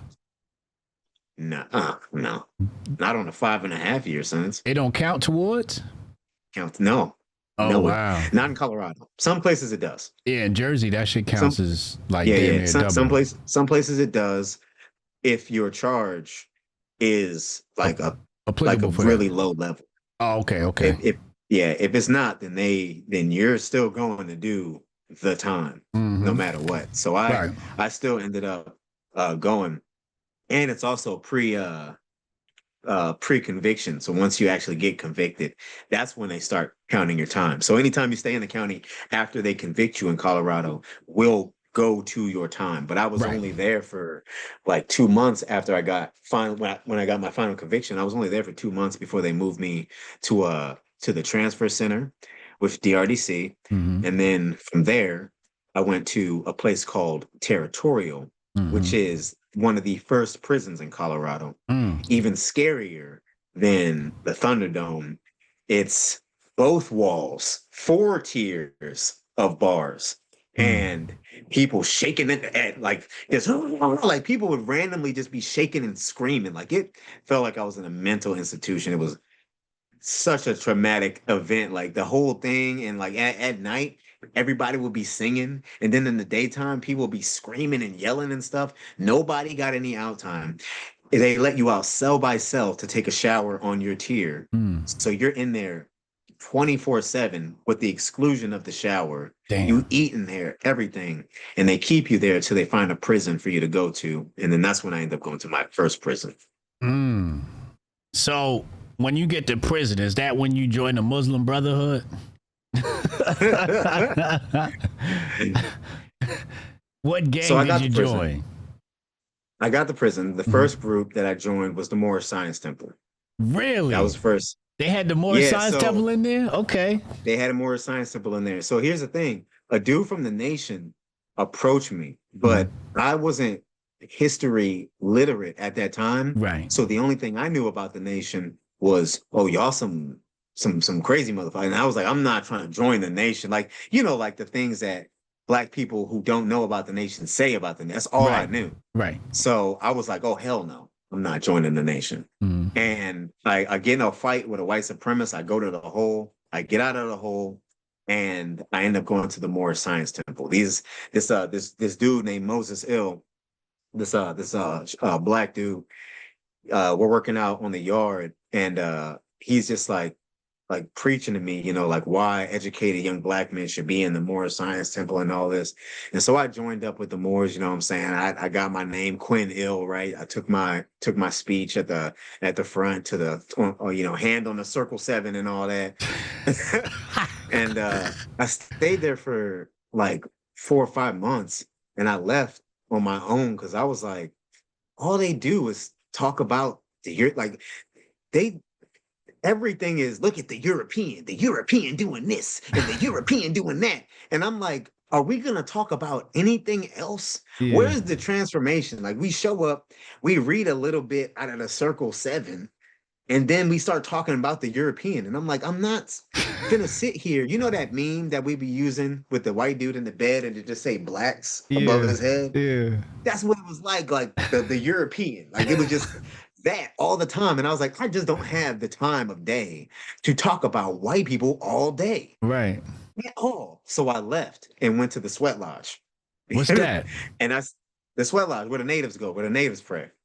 Okay. Yeah, yeah. And so I just stayed at the sweat lodge for my entire time in prison. I became a ceremony singer, a pipe carrier towards the end. I ran ceremonies, you know what I'm saying? I led the powwow songs. I learned well over 30 or plus songs in Lakota, Dene. I know in their language. I know the you know what I'm saying? So I pretty much became a pretendian. And I stayed there all the way till I left prison. Wait a second. So wait. Um, so you was down with the natives. That's where I got like this whole sleeve is all native tattoos. You got that in prison or after? Yeah, I got it all in prison. Yeah. In prison. In prison? Yeah, yeah. Wait, with the little needle, like hand needle? This one is a hand needle tattoo. It's a Virgo thing. Mm-hmm. That one was with they take a staple, they put it at the end of a pencil, and then wrap the pencil tight, sharpen the end of the staple, and they'll make ink out of Vaseline and soot. So you'll like light paper on fire underneath the bed, and the soot will collect on the bed. They scrape off the soot and then mix it with a little bit of water and petroleum jelly, and that's how they make the ink. And then they just literally just pick at your skin to make the tag. It hurt like a motherfucker. I bet it did. But that was the only one that got picked. In prison, they'll break the clippers. They'll break the clippers and then sell the motor to people. And then you have an actual needle. They'll get like again still a paperclip type needle, and they'll just sharpen it even thinner and then run it on the motor, and it still hurt though. It don't Right. feel. It ain't like a I got the thrash from my chest I got outside, and that did not hurt nearly as much as some of these other ones. These other ones because that needle moves so slow and you can see it moving too. That just sucked, bro. But yeah, I got them. I got all of them in prison. So when you was doing the native ritual, what's that like? Hiya, hiya, hiya, hiya. So because I am a pipe carrier, I am What not does allowed. that mean? So the person who holds the pipe is called the chanupa. Mhm. And when they do their prayers, the peace pipe, Mhm. Yeah. like would they be smoking out of? That's Yeah. a chanupa. The person who holds that, loads it, who puts it together, they are the pipe carrier. It's their job to take care of that and your prayers. So your prayers are entrusted to me when I put this together, Mm. and I am supposed to be the conduit between you and the pipe and the altar, whether it be like a buffalo skull or other cultures have other iconography, and then eventually to the eagle, right? The wambly, which is what they call an eagle, and then the eagle carries your prayers to Tonkashlo or Wakantaka, depending on like or Napi, right? Depending on which tribe you are, what you call God, right? Yeah. So it's the medicine man essentially, or the preacher, right? Like Okay. you're the master of ceremonies for the prayers. Yeah. And in the beginning, I was just a ceremony. I was the communal drummer. Then I became the ceremony singer. So I would sing all of the ceremony songs so that the pipe carrier could do his thing. Then I got to lead in singing the sweat lodge songs in the sweat lodge. And then my last 2 years, the pipe carrier was getting released and he passed the pipe to me and I became the pipe carrier.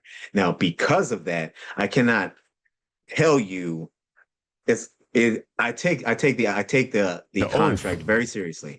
I cannot tell you what happens inside of the sweat lodge. I can tell you that the sweat lodge itself is the place where you go to commune with ancestors and send your prayers up. And it's there, it's it's like the deeper ritual to the church, Mm. right? Like like you have like the church, right? And you might have like that group that goes in the back and does extra stuff, Mm-hmm. and that's like it's kind of like that, or like the Vatican when they choose a leader, right? They go in the room, you don't know what happens in the room, you just Right. know they're choosing a leader. Right. It's literally the same thing. I mean, and you could go online and it'll like you can probably find the secret there, but I am not supposed to just give that up. Right. Right. Right. Right.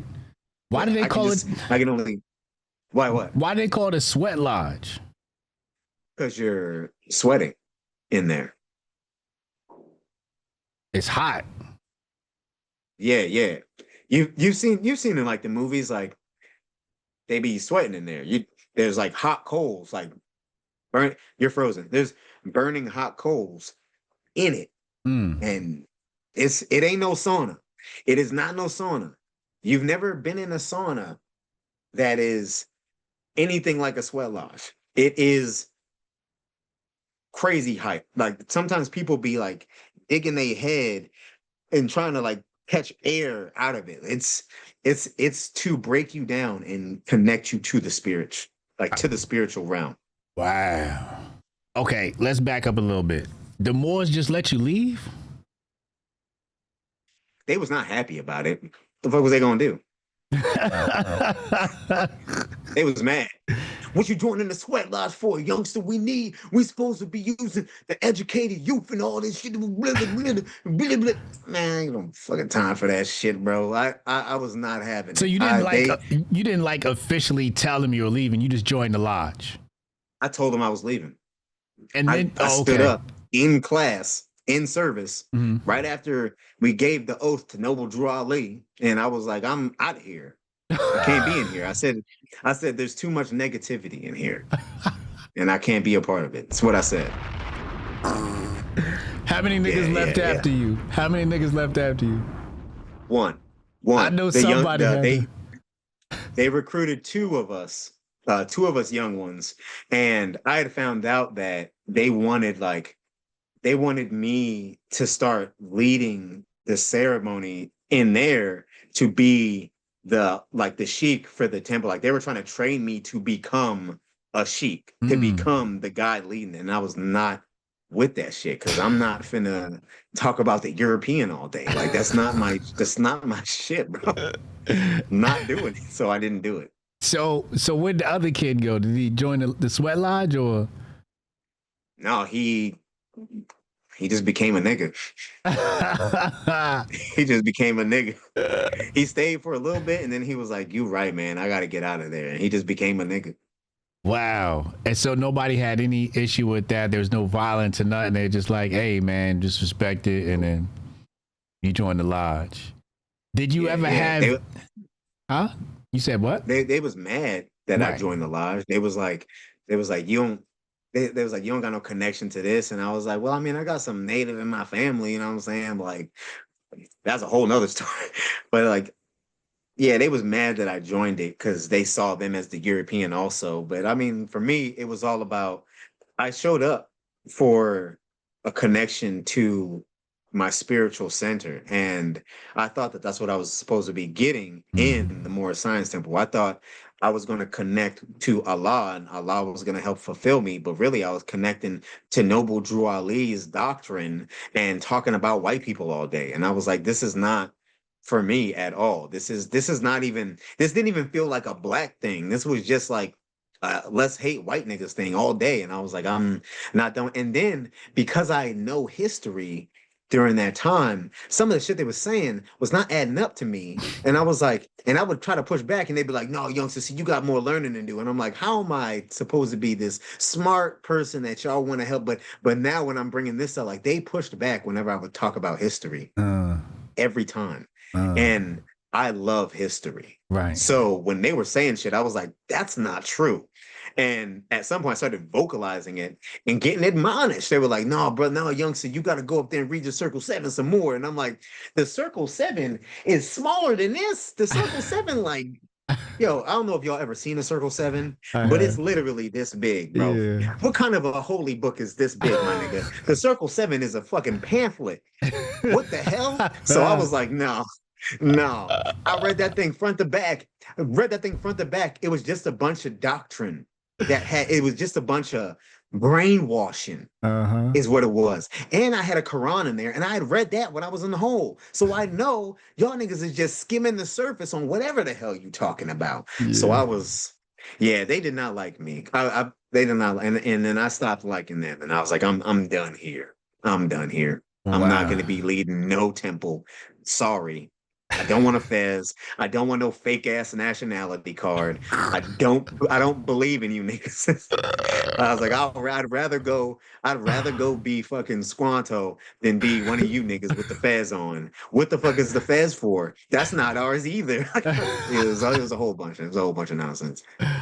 Shout out to King D-Lo with the 5 gifted. Shout out to King D-Lo. Oh my God. Did you have any problems once you got to that prison, or was everything like way more peaceful? When I got to that prison, like I said, I got in the fight with the white supremacist dude, a 211. Why?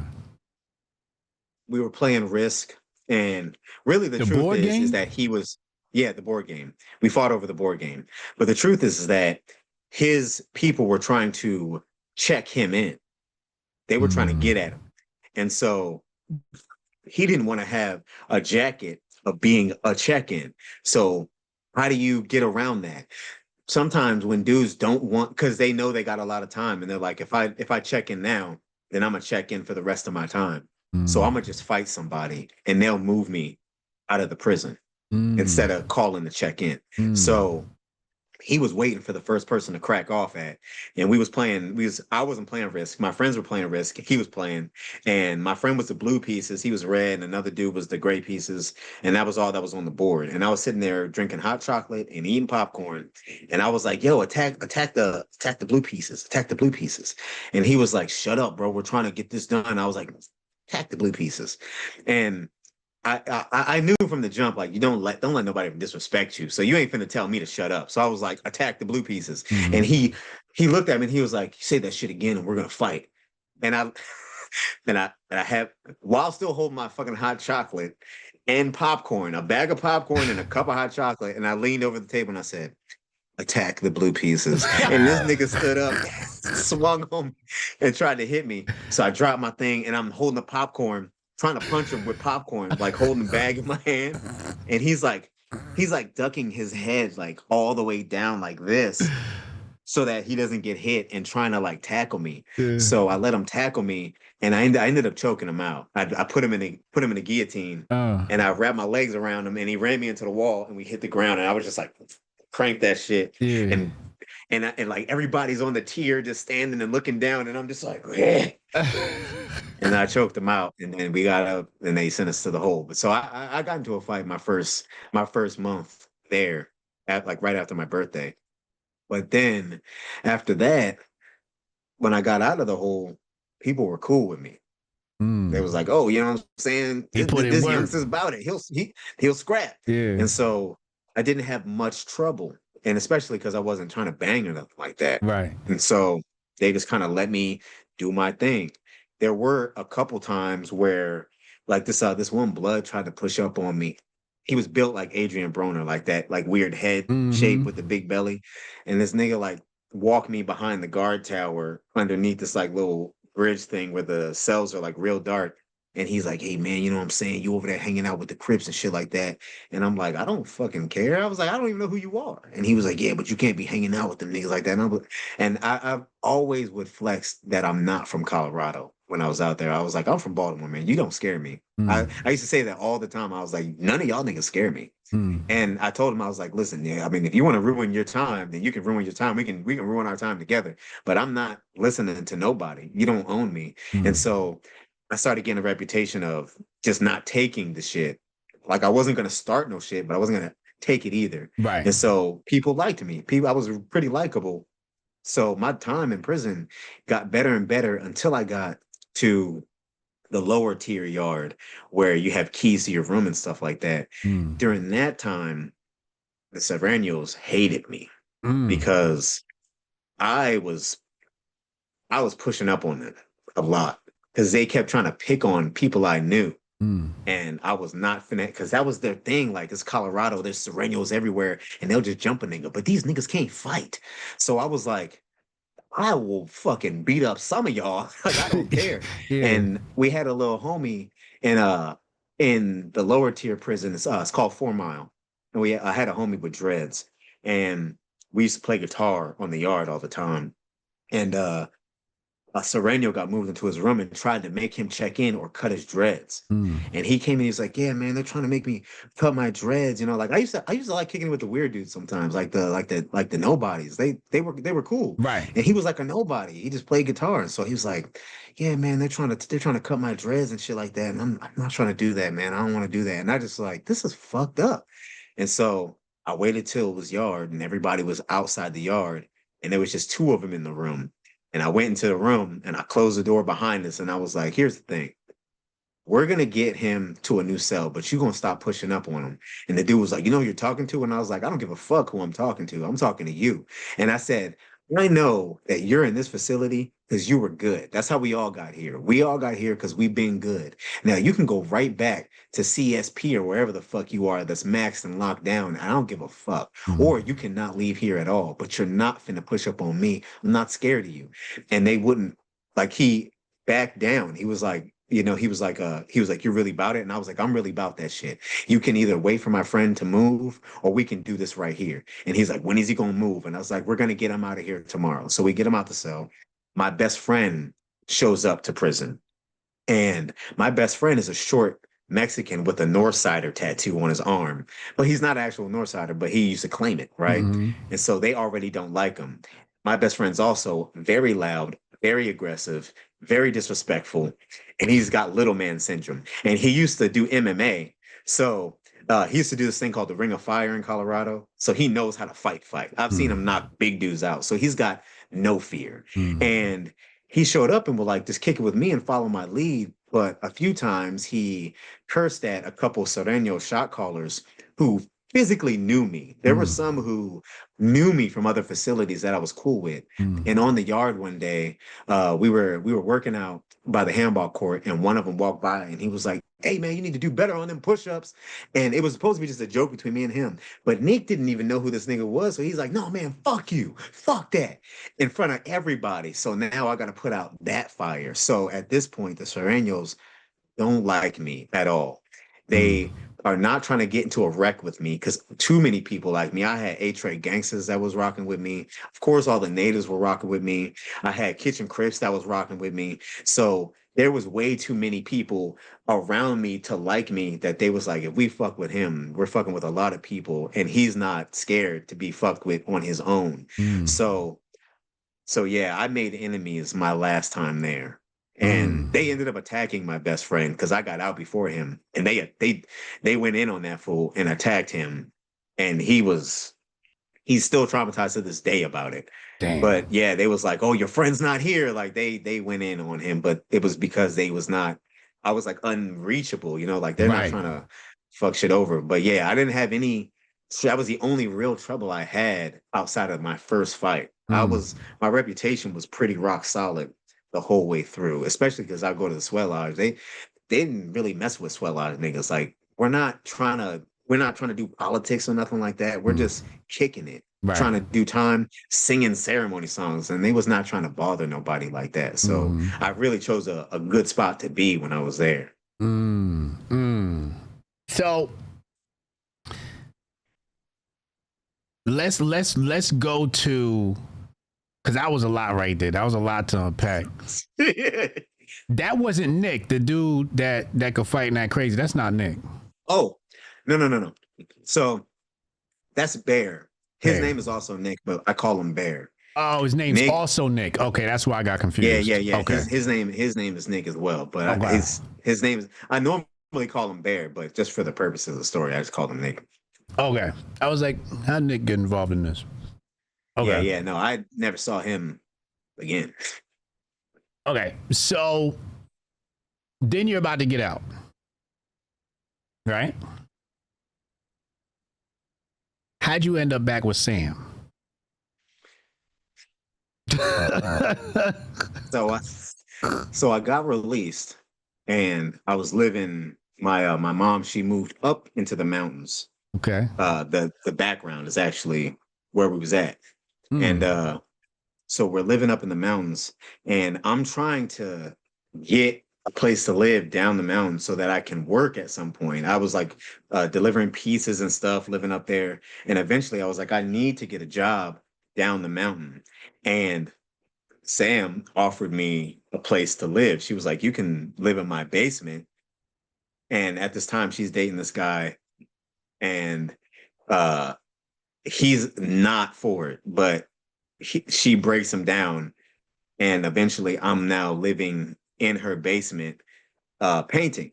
And so, With because I her, told her, like, I got a with her good and her job now. I'm a boyfriend? painter. Yeah. I was living in the basement. It was her son, and her boyfriend. She got pregnant also while I was locked Oh up. Lord A- Jesus, she got a Another baby. thing that had killed me because she had got when I got her pregnant once and she got an abortion, even though I protested against it, and then told people Trey made me get an abortion, but really it was her mom that made her do that shit. Right. And then when I was in the hole in prison, Kate sent a letter and was like, "Yeah, Sam's got a baby now." And so I was in the hole like fussing her out, like this bitch, she's got a fucking baby. And also, it was all kinds of crazy. So yeah, I'm living in her basement, and above me is her son, and her boyfriend, not the baby daddy. The baby daddy was abusive and a piece of shit and left. So it's her and a new guy and her son. Mm. And I'm living in the basement. So her baby daddy bounced, and she with a new guy. Baby daddy bounced. She with a new guy. So at some point, their relationships like not doing too good. Mm-hmm. And was you smashing like, while you was there before they broke up? Nope. Okay. Nope. All right. Nope. All right. I was not. I was out of their business. Mm-hmm. And there was one night where because I would babysit for them. That was the deal. Like I'll babysit so that they could both go to work, and then I can live in the basement for less. It's a little boy, so and a little girl. Little boy. Okay. And so I was babysitting, and there was one night where I was sleeping on the couch. She came home from work, and she sat on the couch next to me, and she was acting real strange. But I was like, nah, you know what I'm saying? Like I very much was trying not to break no boundaries during that time. But there was a time where their relationship started to crumble, and I kind of inserted myself in there by saying like he should, like Nick should, her man's also named Nick, just so I can get the story. Ain't no Nicks allowed in Hotepistan. This the we ain't having no more Nicks. And so she'd be like, he's not doing this and he's not doing that, and he doesn't do this and that. And I used to be like, he's a man, he should be doing this and he should be doing that. And like I used to like say stuff like that. Yeah. And at that time, I also got in really good shape. And so I'd be walking around the house, no shirt on, abs out, and shit like that, like all the time. And Nick was fat. Oh Her man man. was fat. Uh-oh. He was not in good shape. And so I was walking around looking like Apex every all the time. And eventually she's like, I'm gonna break up with him. And we go for like this walk in the mountains on Mount Falcon with her dog Leo. And I'm like, I kind of want to get back with you. I was like, I love you so much and all this shit like that. So much has happened. We've been through so much together, and like all of this, like I just want to just move forward with you. Mm-hmm. And so we get together. You know what I'm saying? We get together. Now we get together and she's like, I want to leave Colorado and move with my best friend in Florida. Okay. And at this time, I'm painting and making good money. I'm working with another company, but they would give us job bonuses if the job was done on time. They give us seasonal bonus, holiday bonus. So it was just bonus here, bonus there. Like the checks was coming in. And I was like, I'm making money finally, and it's mine. And I'm not selling drugs or nothing. And she was like, I want to go to Florida. And so I quit my job and we moved to Florida together. We went to her best friend's house and stayed there. And eventually we got our own place. We got a little small house in Port Charlotte, Florida. And then that's where we broke up. I broke up with her and left her and her little nigga there. Why you break up with her? Went back to Colorado. Because one night, so she got pregnant again. And by another nigga? By me, and chose to get an abortion. Okay. And her best friend was like mad. She was like, this baby has been calling to come here. This baby has been trying to be here for so long. And this is the time, like, you can't do this. And I was like, we can't do this. And she got an abortion. And so like a month or so later, we're on the porch and I asked her, I was like, do you want to have another baby? Do you want to get married? And she was like, honestly, no, I don't like being pregnant. I never liked the feeling of being pregnant. And I never wanted to be married. And that these are all things that she didn't say when I moved, because she knew what I wanted. Mm-hmm. And I told her I want a family. Mm-hmm. And she was like, I want one too. Let's get to Florida and let's start a new family. And so I was there under the precipice that we would include more to this equation and be married. And when she said that, I realized, like, you've been playing with me this whole time is what I thought. And so, I was like, I did some thinking on it and I was like, man, I love you so much that, I'm willing to forget about my dreams of being a dad just to be with you. And this is where I started learning real lessons here. And so like a couple weeks go by and I'm listening to her cry in the backyard. And so I like walk, and I've never done this, ear hustled. And I'm like, this is the time to ear hustle for some reason. And I walk and I listen and she's on the phone and she's like, I just wish I could do this all by myself. I wish I didn't need anybody to help raise Zayden, which is her son. She's like, I wish I just didn't need anyone, but I can't. I need someone to do this with me in order to raise him. And I'm like, she just wants a nigga to raise her fucking kid. Idiot. And so I open up the door and I'm like, that's how you feel? And I close the door and she comes back in and she's like, I want you to sleep on the couch. I want you to sleep on the couch. Little does she know that 2 weeks prior, I was on the phone with Bear and I was telling him how much I fucking hated it here and that she just said she didn't want to have a family. And I was like, I don't even know what I'm doing here. And he was like, do you want to come back home, bro? You need to come back home, bro. And I was like, you know what? You're right. And so I packed all of my shit and she didn't even notice that all of my stuff was packed up. She didn't notice that my things weren't on the shelves. She didn't notice that most of my clothes were not in the closet. She didn't notice that all of my magazines and shit was all in the treasure chest that I always, like every man's got like a treasure chest, a big chest that got his shit. Like all my shit was in it. She never noticed it. And so she come in the room and she's like, I want you to sleep on the couch. And I was like, you ain't got to worry about that because I'm fucking out. And she has like a drunk fit. She tries to throw my stuff out the door. And so like she like tries to grab like my sage bundles and stuff to throw it. And I do like a turtle shape around my stuff. And she leans over and falls off the turtle shape, hits the ground. And then she's like, "You push me, you push me." And I'm like, "We not doing that today, bitch." And so I got all my shit and left, threw the keys on the floor and left her ass in Florida. It was I stayed in Florida for 2 weeks, living at my contractor's spare house so that I could save up just a little bit of money. Yeah. And then I just fucking drove back to Colorado, man, by myself. And I was like, this, I learned and you know what? And I didn't learn the don't simp for a woman that's already got kids just lesson just yet. I learned other lessons about a woman from that. The girlfriend I had after that gave me that don't simp for a woman with kids already lesson. uh, But she gave me she showed me that once your true colors are like your colors are that they are what they are. yeah. And a lion cannot or a tiger can't change its fucking stripes. And I should have known that from the beginning. Right. You know what I'm saying? Like I fell back on too many bad habits. So I I learned a shitload from her, but I ended up still hooking up with a chick who had kids, thinking that maybe this chick would be serious because she was nothing like her. Mm. But then I realized that I need a woman without kids. Facts. Facts. Damn. So, did you start lifting in prison or after prison? In prison. So in prison, I started so I was doing just mainly calisthenics for most of my prison time. When I got to 4 Mile, my last 2 years, it was a free weight facility. And there is when I started lifting weight seriously. That's also where I got most of my lifting injuries.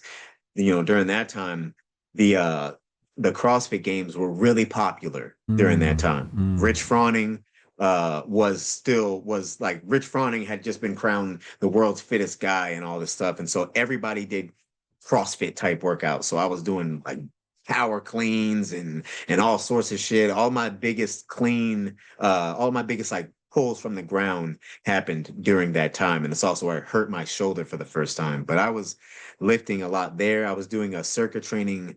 I was teaching circuit training in prison with my cellmate, who was a personal trainer on the streets, and he convinced me to become a personal trainer.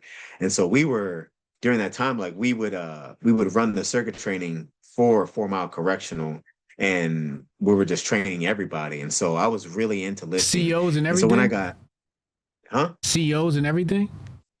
no CEOs, Just but people like prisoners. Yeah, just all You the were training prisoners them. who were there. Yeah, we were just training them all the time. And just we got them to do their own CrossFit. They pulled a tractor tire out, and so we were flipping tires for a mile and all sorts of shit. Like we pretty much got everybody there to absorb and become fitness. And so we changed the landscape there. They still do circuit training there and other facilities now who adopted it from 4 Mile where we started it. So we made a trend before we ended up leaving that place. But yeah, I started the lifting in prison. But even then, I was like, when I got out, I was just lifting so that I could keep skating to just be fit. Like I stayed pretty thin and I was just more cut. I got out of prison, I was husky. I lost the weight because I became a vegan for a minute. And so I gotten crazy, like just ripped and skinny. And I was climbing mountains every day after work. I would go to work, I'll go work out, and then I would climb a mountain for the end of the day. And that's when I was, I'd be listening to the show on top of mountains. That's where I came up with Black Mountain Hotep, was being on a mountain after work, and then I would go What back show? to the crib. Hotep's Been Told You. Hotep's Been Told You, man. Let's go. I discovered Hotep's Been Told You in Florida. Really? And with Sam? Yes, I discovered it in Florida when I was with Sam. And I also discovered it was when you had the interview with Joe Rogan. Wow. And you were saying women need to have hobbies. Mm. And I was like, that's why this bitch is on my case all the time. She ain't got no fucking hobbies. She just smokes cigarettes and drink wine all day.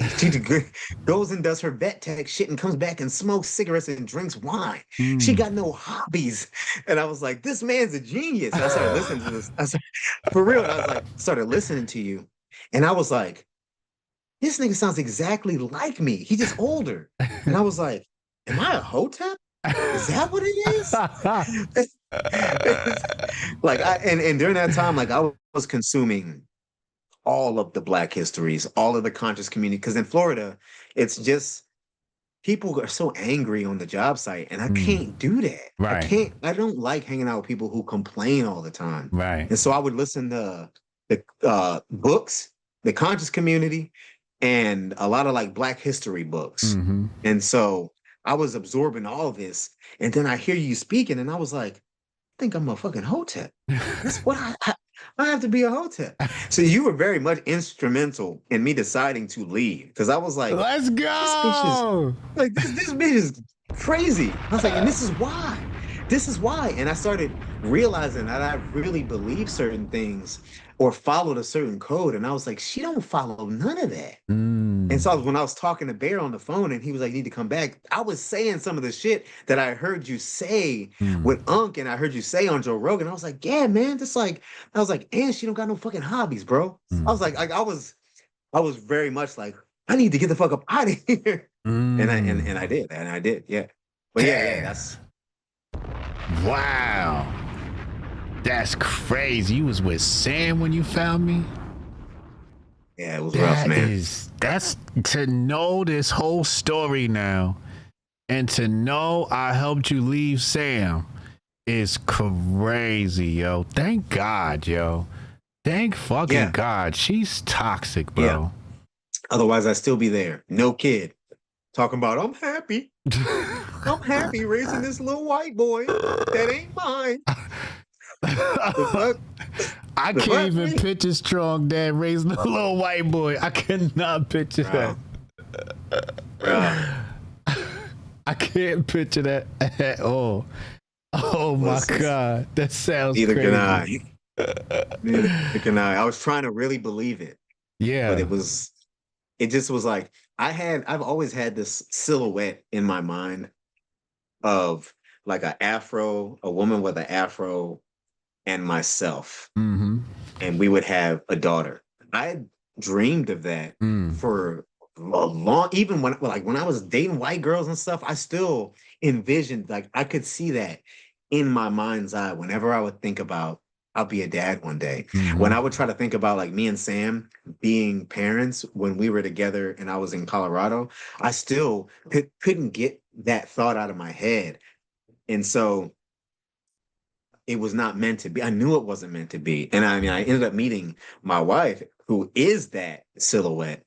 And we have a daughter. So I realized like I was really seeing something. And when her friend was telling her that this baby's been trying to come to you for so long, it's like she had intuition. She just didn't know who to apply it to. She was talking to Sam, but really she was talking to me.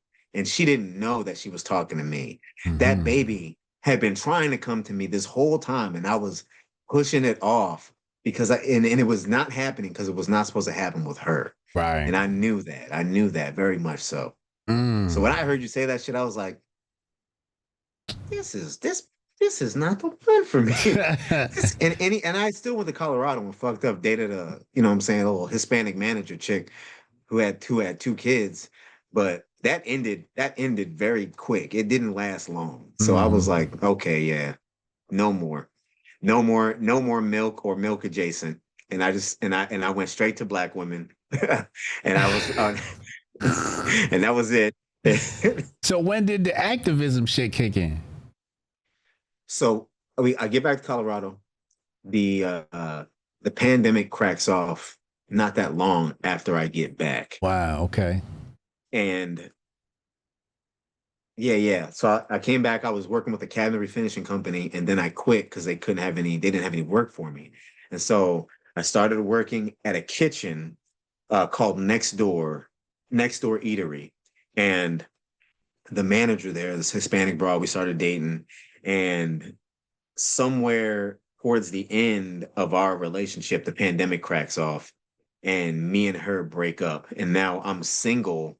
Pandemic happened. I don't have a job, so I start working at Sherwin-Williams, and I still have an LLC during this time, but I haven't jumped off on it at all. I just had it, and so I'm working at Sherwin-Williams, and on Malcolm X's birthday, I see that shit is cracking off in the capital. Things are happening in Denver. People is out there protesting at this very moment, destroying shit. And protesting what? I was in the tub. Though, say what? Protesting what? So it started as an op and became about Elijah McClain. And okay. Yeah. All right. So first it was about George Floyd, then it was about Elijah McClain. So they cracked off because the ops were out there inciting people to crack off. And so they started attacking the Capitol and like vandalizing everything, and people were out there rioting. There was zero direction at all. And then the next day I showed up as the actual op showed up, the protest op showed up, and they were like leading all these people and shit. And that's that motherfucker. What was his name? The nigga that was on the phone the other day. Rich, you dumbass motherfucker, bro. Not there. There was like for every 10 black people in these fucking protests, I was out there. I led some. And for every 10 black people, there was easily 200 white people. Every 10. Easily. It was literally white liberals. Yeah. Communists. Yeah. Which are another type of fucking dumb liberal. Socialists, right? Gay niggas, white gay niggas, and then a few black people. Fuck out of here, nigga. They were the ones destroying black people's neighborhoods. White people. Anyway. Chimping out. But yeah, they were fucking chipping out. They chimped out all over the fucking Capitol. And so I went out there, and you know what I'm saying, I was like, I just wanted to talk. Like I was still listening to the show, right? So I'm like, I need to get thoughts out. I need to get rhetoric out. I know way more than I've ever known, and none of it is being spoken about. And I'm a convict, and they're talking about people who need the help out here, and they're talking about these old gay communities and shit that need help. And I'm like, there's black people who are getting screwed over by the system out here. There's homeless black people. So I tried to insert myself, and then obviously snowballed into me being a protest leader out there. But I went out there just because I could debate niggas. I just wanted to debate white liberals and fucking crush them. I just wanted to crush white liberals in debate. So I was out there, and I would walk up to a group of people talking some sort of rhetoric or politics, and I would just start fucking boom, boom, boom, boom, boom, boom, boom, not realizing that I'm like building a following, because most of these people that I beat in intellectual combat would end up following me in the protests. Wow. Later on down the line. But I was just like, let me break down what you believe. Let me break down what you believe. And I was like, boom, boom, boom, boom. It really felt like I was out there just knocking down bad ideas and replacing them with black shit. And then you end up leading that. So at that point, that's how you met your wife, right? Yeah. So I meet her. There's this the op group, We Are Love.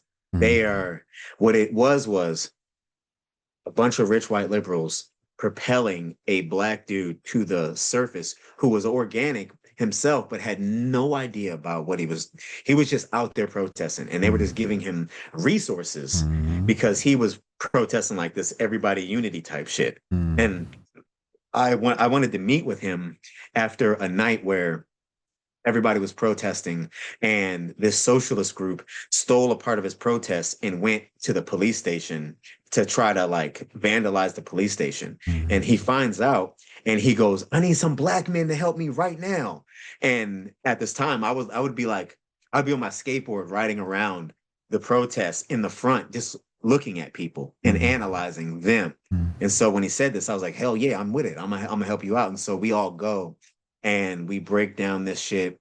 And when we disrupt their protests and make it stop, we come back to the Capitol, and one of his homies goes, "Yeah, man, you need to meet up with Neil, the one who was running it." And they're like, "Cause he needs your help." And so I get on the phone with him, and he's like, "Yeah, man, I could really use some help doing this because in his group, in his actual group, he's surrounded by mostly white people." Mm-hmm. And my wife, she at that time simultaneously was getting recruited by them because they were trying to get black women to cushion themselves. So they Mm-hmm. would like recruit young black women and try to get them to run the socials and be like, "I'm a black woman and we our love is this." And so my wife was one of those people that they tried to recruit, but she wasn't with it. But she was also like, "I don't really know what's going on, right?" Mm-hmm. So I show up the next day to meet Neil, and I got Chancellor Williams' book in me. I had to get another copy because I gave him that copy. Mm-hmm. Because I'm like opening it up and I'm talking about shit, and he's like, "I don't even know what you're talking about. I've never heard of any of this." And I was like, you need to read this, man." And so uh I give him the book, and I'm waiting for him to for like a news group to come by. And I'm sitting on this wall, and her and this other chick come walking around the corner. And at first I think they're lesbians because that's all the black women in Colorado. A lot of them are lesbians. They don't like niggas. So I'm like, oh, here comes some lesbians. Here comes some gay niggas. You know what I'm saying? They always gotta have gay niggas in the protest. And she walks up to me and she's like, "Hi, I'm Rebecca." And she shakes my hand, and the news crew come, and like we're all talking, and she's standing across from me, and I immediately take action because they're like trying to manipulate him into doing a story. And so I immediately step in and I'm like, well, what is exactly you guys want to ask him? And where can we meet up? Can we designate this time to make sure that there's no questions, no gotcha questions, all sorts of shit? Mm-hmm. And the guy's like, "Yeah, I guess so." And so they look at me and I look at her and I said, "What do you think?" And during this time in the protest, this is something every black woman that I spoke to, I'd ask them, "What do you think?" Like I would literally listen to them. And I can't tell you how many times I've heard them go, "A black man asking me what I think?" Like they would always be very surprised. Mm-hmm. I said, "What do you think?" And she was like, "Me?" And she was like, "Oh, yeah." But yeah, we met there, and then I see her the next day. She's excited to see me. We organize a march, and then at some point they decide to put him to the side and get behind me. But Uh, I have a secret agenda because me and three other black dudes, we met before I met this group. And we were talking about how all these groups are just doing shit for white people and they're not doing shit for black people at all. right. And we make a little group, and it's like a running joke between us, but we called it niggas with jobs because we each had a job. And Okay. so like we're niggas with jobs, you know what I'm saying? And I was like, I'm gonna infiltrate one of these groups and I'm gonna fucking turn that shit around. And Mm. so I would report back to them and tell them, yeah, we're gonna be doing this, but I'm gonna get them to do that. And Mm. so eventually they are like, we're gonna get behind Trey because Trey is a speaker, right? Because at this point now I'm actually talking, and like Trey knows his stuff. And we break down the group. We literally destroy the group and create a brand new group out of it that Mm. has nothing to do with the white liberals who were on the edge controlling shit. Now Mm. we control it. That's when the Mm. feds also step in and put a CI in there.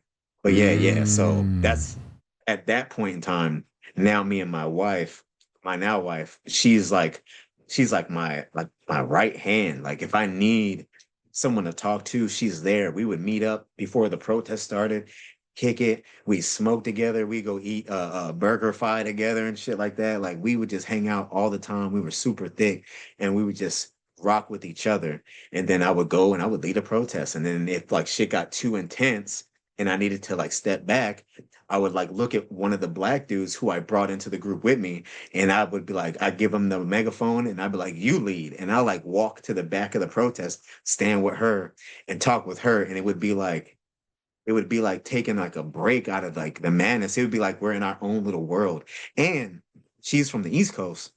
And unlike all the other black women there, she's a nigga. So Mm. like we meshed on that. We Mm-hmm. meshed on being niggas together. Like we would sit and make fun of people relentlessly. We would just sit there and just clown on people. And that was something that you can't share with every Black person in Colorado. Right. So it was like, this is my nigga right here. And so, I mean, it was like a lady named Mama Crip, this homeless lady named Mama Crip. She like walked up to us one day. This is the day that we get attacked by the police in the nighttime that turned us into the more radicalized group that we became. And she's like looking at us both and she's like, "Are y'all married?" And we're like, "No." He's like, "That's your girlfriend, huh?" And I looked at her and I was like, she is now. I guess she is. And we were together. And then we got attacked by the cops that night. Oh my God. Oh my God. This is turned into a dramatic romance. You got a new girlfriend, now y'all getting attacked by the popo? Got attacked by the popo. It was like getting attacked by stormtroopers. This is when they encircled y'all, right? They couldn't encircle us because I created a tactic that you may see in protests now. And it's the phalanx, where you know how like the Greeks, like they interlock their shields and they either do an inverted U or a concave U, or they open it up so that the U's around them like that. The protesters do that because we did that. We did that because I did that. So the cops showed up and I'm like, you know what I'm saying? I got my megaphone and I'm running down the line and I'm like, everybody interlock and form a crescent moon so that they can't grab one individual without getting enclosed by the other individuals. That's where you see that tactic come from. This is also another reason why the feds put a CI there. So they like come out of the smoke, the tear gas clouds, and they're like, people are screaming and shit. And somebody in our group tries to hit an officer, and that's what cracks off the attack. We find that out way later. Right. But during that time, we thought that they just started attacking us. And so at that point, that's when we went from doing peaceful, we're going to stand here, no justice, no peace shit, to camping out around the governor's mansion. And so we camped around the governor's mansion for the entire summer. We lived in tents around the governor, like on his property, on the easement around his entire house. We encircled it and lived there for the entire summer until they managed to get us to move, which was a whole nother op that they had done. But yeah, So y'all did like an Occupy type situation. Yes. Yeah, we occupied that area, and then we would like use it as a home base, and we would go to other protests and provide security against the police and against internal disruptors. So we would show up and we would look for internal disruptors and get them out of there. We would be in concert and radio, and if the police came to do a violent action on protesters, because they lost some lawsuits because they were doing some violent shit of their own volition to protesters. And so we would show up and we would teach protesters how to line up and protect themselves, how to back out. And we also existed as a stop violence gap between the Antifa groups coming out of Colorado Springs, because they would show up and try to get people to do violent actions so that the cops would attack, so that they could use that as a narrative. And so we were like, kids and families show up to these protests, so we would show up and get in between them and stop them by controlling the crowd ourselves. Because if we control it, they can't control it. Right. Which is why when we got in trouble and we were removed from leadership, it became increasingly violent, because now there was no rule of law. And it was just Antifa running the crowds, these small socialist groups running the protests and making the protests essentially the ones that people look at and go, look at these guys. They're not trying to solve anything. They're just trying to do destruction. Yeah, they were doing it so that the cops would attack them, so that they could then say that the cops were violent against them. Yeah. But the cops wouldn't attack us because we didn't attack. We definitely stopped traffic a lot of times. We stopped traffic a lot of times, for sure. But the difference was this. we would stop traffic and we would walk down the aisles of the road of the traffic lines with pamphlets, and we would give them a pamphlet, and it would essentially say, if you want us gone, this is how you can do it. Participate in your local elections. And then it would have a bunch of things that are being voted on that screw over the homeless population and poorer citizens. And if you want us out, help us change shit and we'll leave. And we started getting more supporters from the streets, from the people we were stopping, just from that. Like our next day's protest would be bigger and bigger. People would get out of their cars, they'd do it with us. And so we were very different than those who just wanted to stop and yell at people. We weren't like, let's just stop and cuss people out. We were like, let's create a purpose around why we're doing it. I said we need a purpose around why we're doing this. And then it was another little white liberal girl who was like, I know what we can do. We can do this. And so I was like, that's a great idea. Let's do that. So yeah, it's a lot of white people. Man. What happened with the CI? The CI, the FBI put a guy named Mickey Weidecker. He offered his self to be a confidential informant. He used to be someone who would go across the country and join these militias, the PKK, the Peshmerga, or whatever the fuck, like some weird shit, weird socialist communist type militias that he would join. And he was also an ex-convict with a pretty bad record. And he had decided he wanted to be an informant for the feds. So he offered his assistance, and the feds tried to put him essentially in our group. So the night, there's several nights that are hallmark for that time. The first night was when around the Aurora Municipal Center, Aurora Police Station, a socialist group named PSL tried to show up and keep the cops in there and occupy it. PSL had a agenda: get attacked, use the narrative for the larger political world. Antifa just wanted the narrative for their small isolated community. Right. PCL or PSL, the Socialist People's Socialist Liberation or some shit like that. You can look it up. It's a real thing. And they're also attached to the SPLC as well.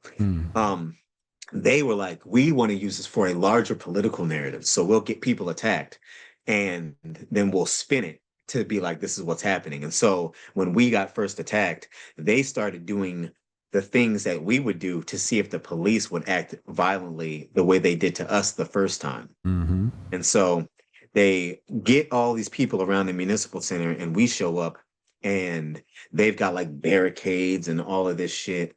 And the police are like massing, the National Guard and SWAT are massing around the outside barriers off in the distance.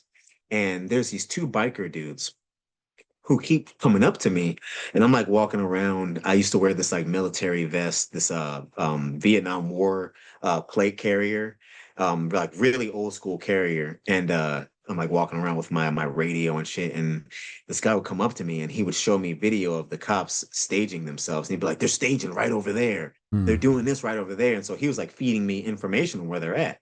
And so I'm like, I don't know who you are, but if you're taking this video and we can use it to know where they're at, then I'll utilize that. But I still don't know who you are. And so the night comes and it's announced that the SWAT's going to move in on us. And PCL gets on their mic and they say, if you're with PCL, we're leaving right now. And they dip. All of their organizers leaving all of the people, regular ass people that they marched around this center. So now all of these regular ass people are about to get fucking tear gas murked by a bunch of SWAT. And they're going to use that for their narrative. And I'm like, that's not finna happen. And so I and 3 others kind of get all of the more radicalized mini groups, because there's like small little collectives that show up and they all got like little shields and stuff, you know what I'm saying? And so we organize them all and I teach them how to do the phalanx and the phalanx to get people out. And I'm like, we're going to form a large crescent moon, and we're going to wrap that moon around all of the innocent people who are here so that they can evacuate, and then we'll evacuate. And as I'm teaching them, these two people come up and they're like, hey, have you met this guy? He used to work for the PKK and he used to do this. And so in walks this dude who's dressed like a biker, and he's got a nasty cigar breath and a cigar in his mouth.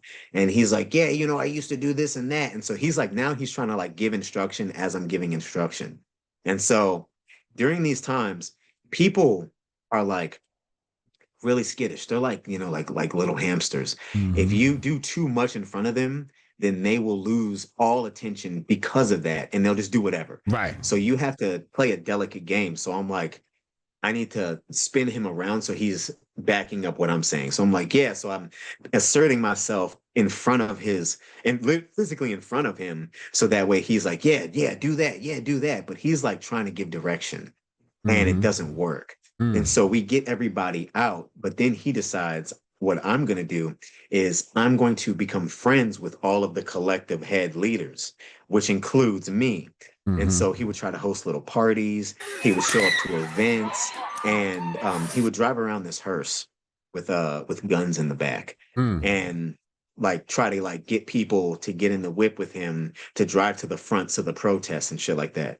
And so one day he gets like, we're planning like a large action to go to Pueblo because the Italians have been attacking the natives while they protest around the Columbus statue. And so they sent a representative to Denver to look for help, and they encounter me. And so we're like, we're going to go. But first, we meet in this place in Denver that's organized by him. And everything he's saying is very like I can tell that he's trying to get us to say things that could incriminate us, because we were always talking in code in public. We did airplane mode. We were never like, we made sure devices weren't around or not operable.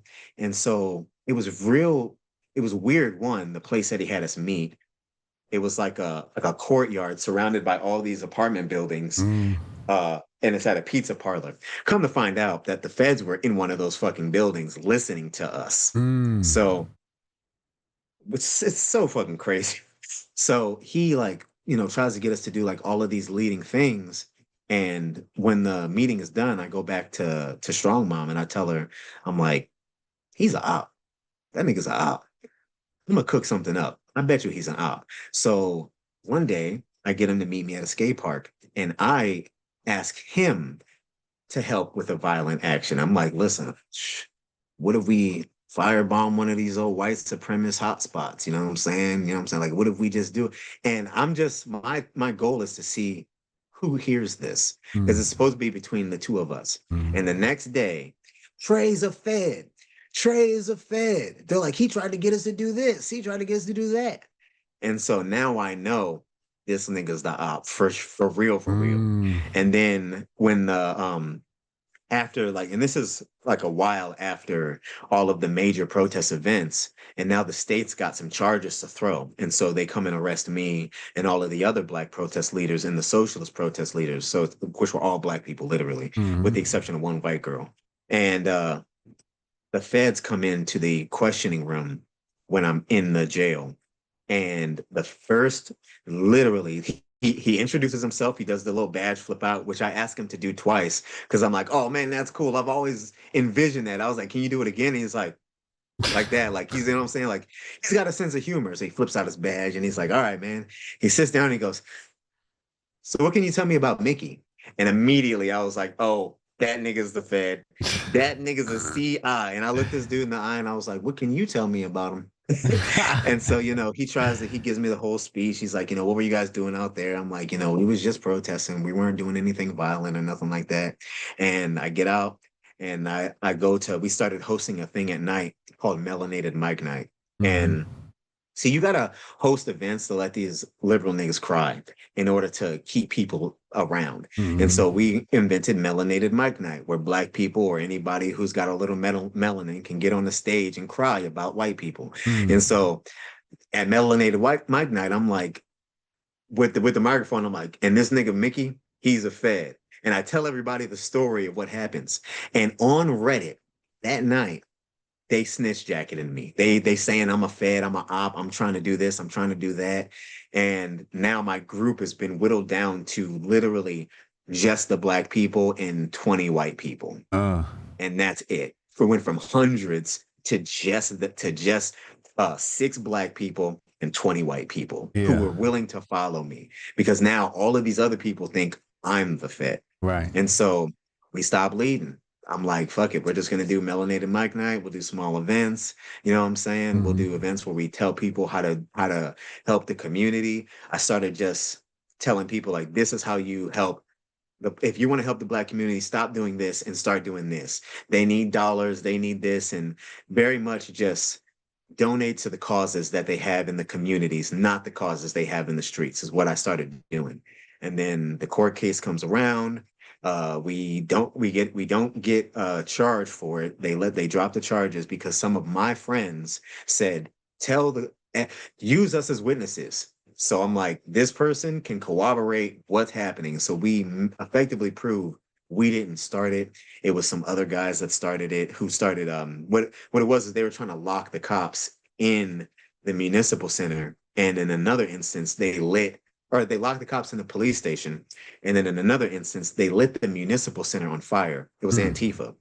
Physically saw them do it. And so these motherfuckers showed up like fucking ninjas in the fucking darkness, lit that shit on fire on the inside, and disappeared, and left the protesters there. Just left them there. Very much Antifa or white niggas in black. One or the other. Or both. But anyway, so like, you know, it takes some time, but a New York Post reporter contacts me and says, I have like the FBI released all these documents and stuff, and I want to talk to you about their confidential informant, Mickey. And a whole expose is done, proving through the own words of the FBI that Mickey's their informant. And so now there's retribution. But who apologizes? Who comes back and says, we're sorry for trying to snitch jacket a black man for no fucking reason? No fucking body. And that protest became violent. These fucking these Antifa people were like, they had nights called the Night of Mayhem and shit, and they were just destroying the city. Like, people were getting screwed over left and right, and it was all because there was no more leadership. There was no more people there to hold all that in. But yeah, the FBI did their fucking thing. They did their fucking thing down there, man. If somebody goes to coinathletics.com and books a session, walk me through what it's like to work with you as a physical trainer. Switch gears. What exactly will happen there? I go to your page, I pay the nominal fee. It's quite affordable. And then, we lock in. How does that work? Especially if I'm remote, right? Like, I'm remote. So what is it? How are you going to help me out? So what happens is, first, you book a free consultation with me to decide if this is even the route you want to go, where I'm looking for your goals, what you're actually trying to accomplish. I want to know what you're willing to do, and a loose bit about your history. Then I tell you what my personal approach is to personal training, how I look at fitness, and see if that philosophy can fit within your paradigm. Or if I need to tweak some things, I also let you know what my willingness to change is, because there's only so much, right? Like, if they're like, I just want to do Pilates. Well, we might not be the best for each other because I don't do Pilates, right? But if you're like, I want to do yoga and strength training or something like that, right? Then I got you. So we meet and find a middle ground, something that works for the both of us, but more so for you. It leans towards what you need. You decide, hey, I think I want to do this. And so I meet you again. When I meet you again, I deliver you a questionnaire. You give so I can health screen you to know if there's any problems, any issues that need to be worked through. or anything that, injuries from the past, things like that. If you have blood pressure issues, things like that, things that are really important to know so that you can stay safe as you train. Mm. And then I do what's called a static postural assessment and a dynamic postural assessment. And it's just essentially, what do you look like when you're standing? Where are there deficiencies? Do you have upper cross syndrome, lower cross syndrome, which is anterior pelvic tilt, right? Things like that. Do you have pes planus disorder where your knees are coming in, being knock-kneed, or are you bow-legged? Things like that to determine what needs to be worked on first, what needs to be corrected, because I'm also a corrective exercise specialist. So what needs to be corrected, and then what can we bring up there? And so once I get all of that, I ask for your dynamic postural assessment so I can look at those issues in motion, because some issues standing look different in motion and could indicate that it's not exactly, maybe it's not your knees, maybe it's your ankles. And we can tell that best if you're doing an overhead squat. I can see, oh, your ankles are caving in. It may not necessarily be your knees or the issue or this or that. And so now I have a game plan. I deliver you your first program, and the first program, typically for a remote person, I'll want to see you perform some of these movements that I'm going to have you do before you go to the gym and do them. Mm. If you're a person who needs something really hands-on, remote is not always the best option. If you need hands-on work, then you have to get hands-on work, because I can't, unless you're willing to put me on live while you work out the entire time, which is not feasible for most people. Some it is, but most people are not going to be able to do that. So if you just need to be trained and you are adept at taking instruction, then what I'll do is I'll want to see you perform some of these movements that I'm about to program with no weight, so I can tell you how to do them. And I give you video of me doing them, instructional. Like, I'll go to the gym and I'll just film a video on how to set up for your deadlifts, or how to set up for your squat, or how to use the leg press correctly, things like that, so that you have an educational piece of content that is devoid of, like internet garbage. It's just education for you. It's just me going, so you're going to sit in here and you're going to go like this. And it's the video I made just for you. And Mm. then that way you can have some proficiency with learning your movements.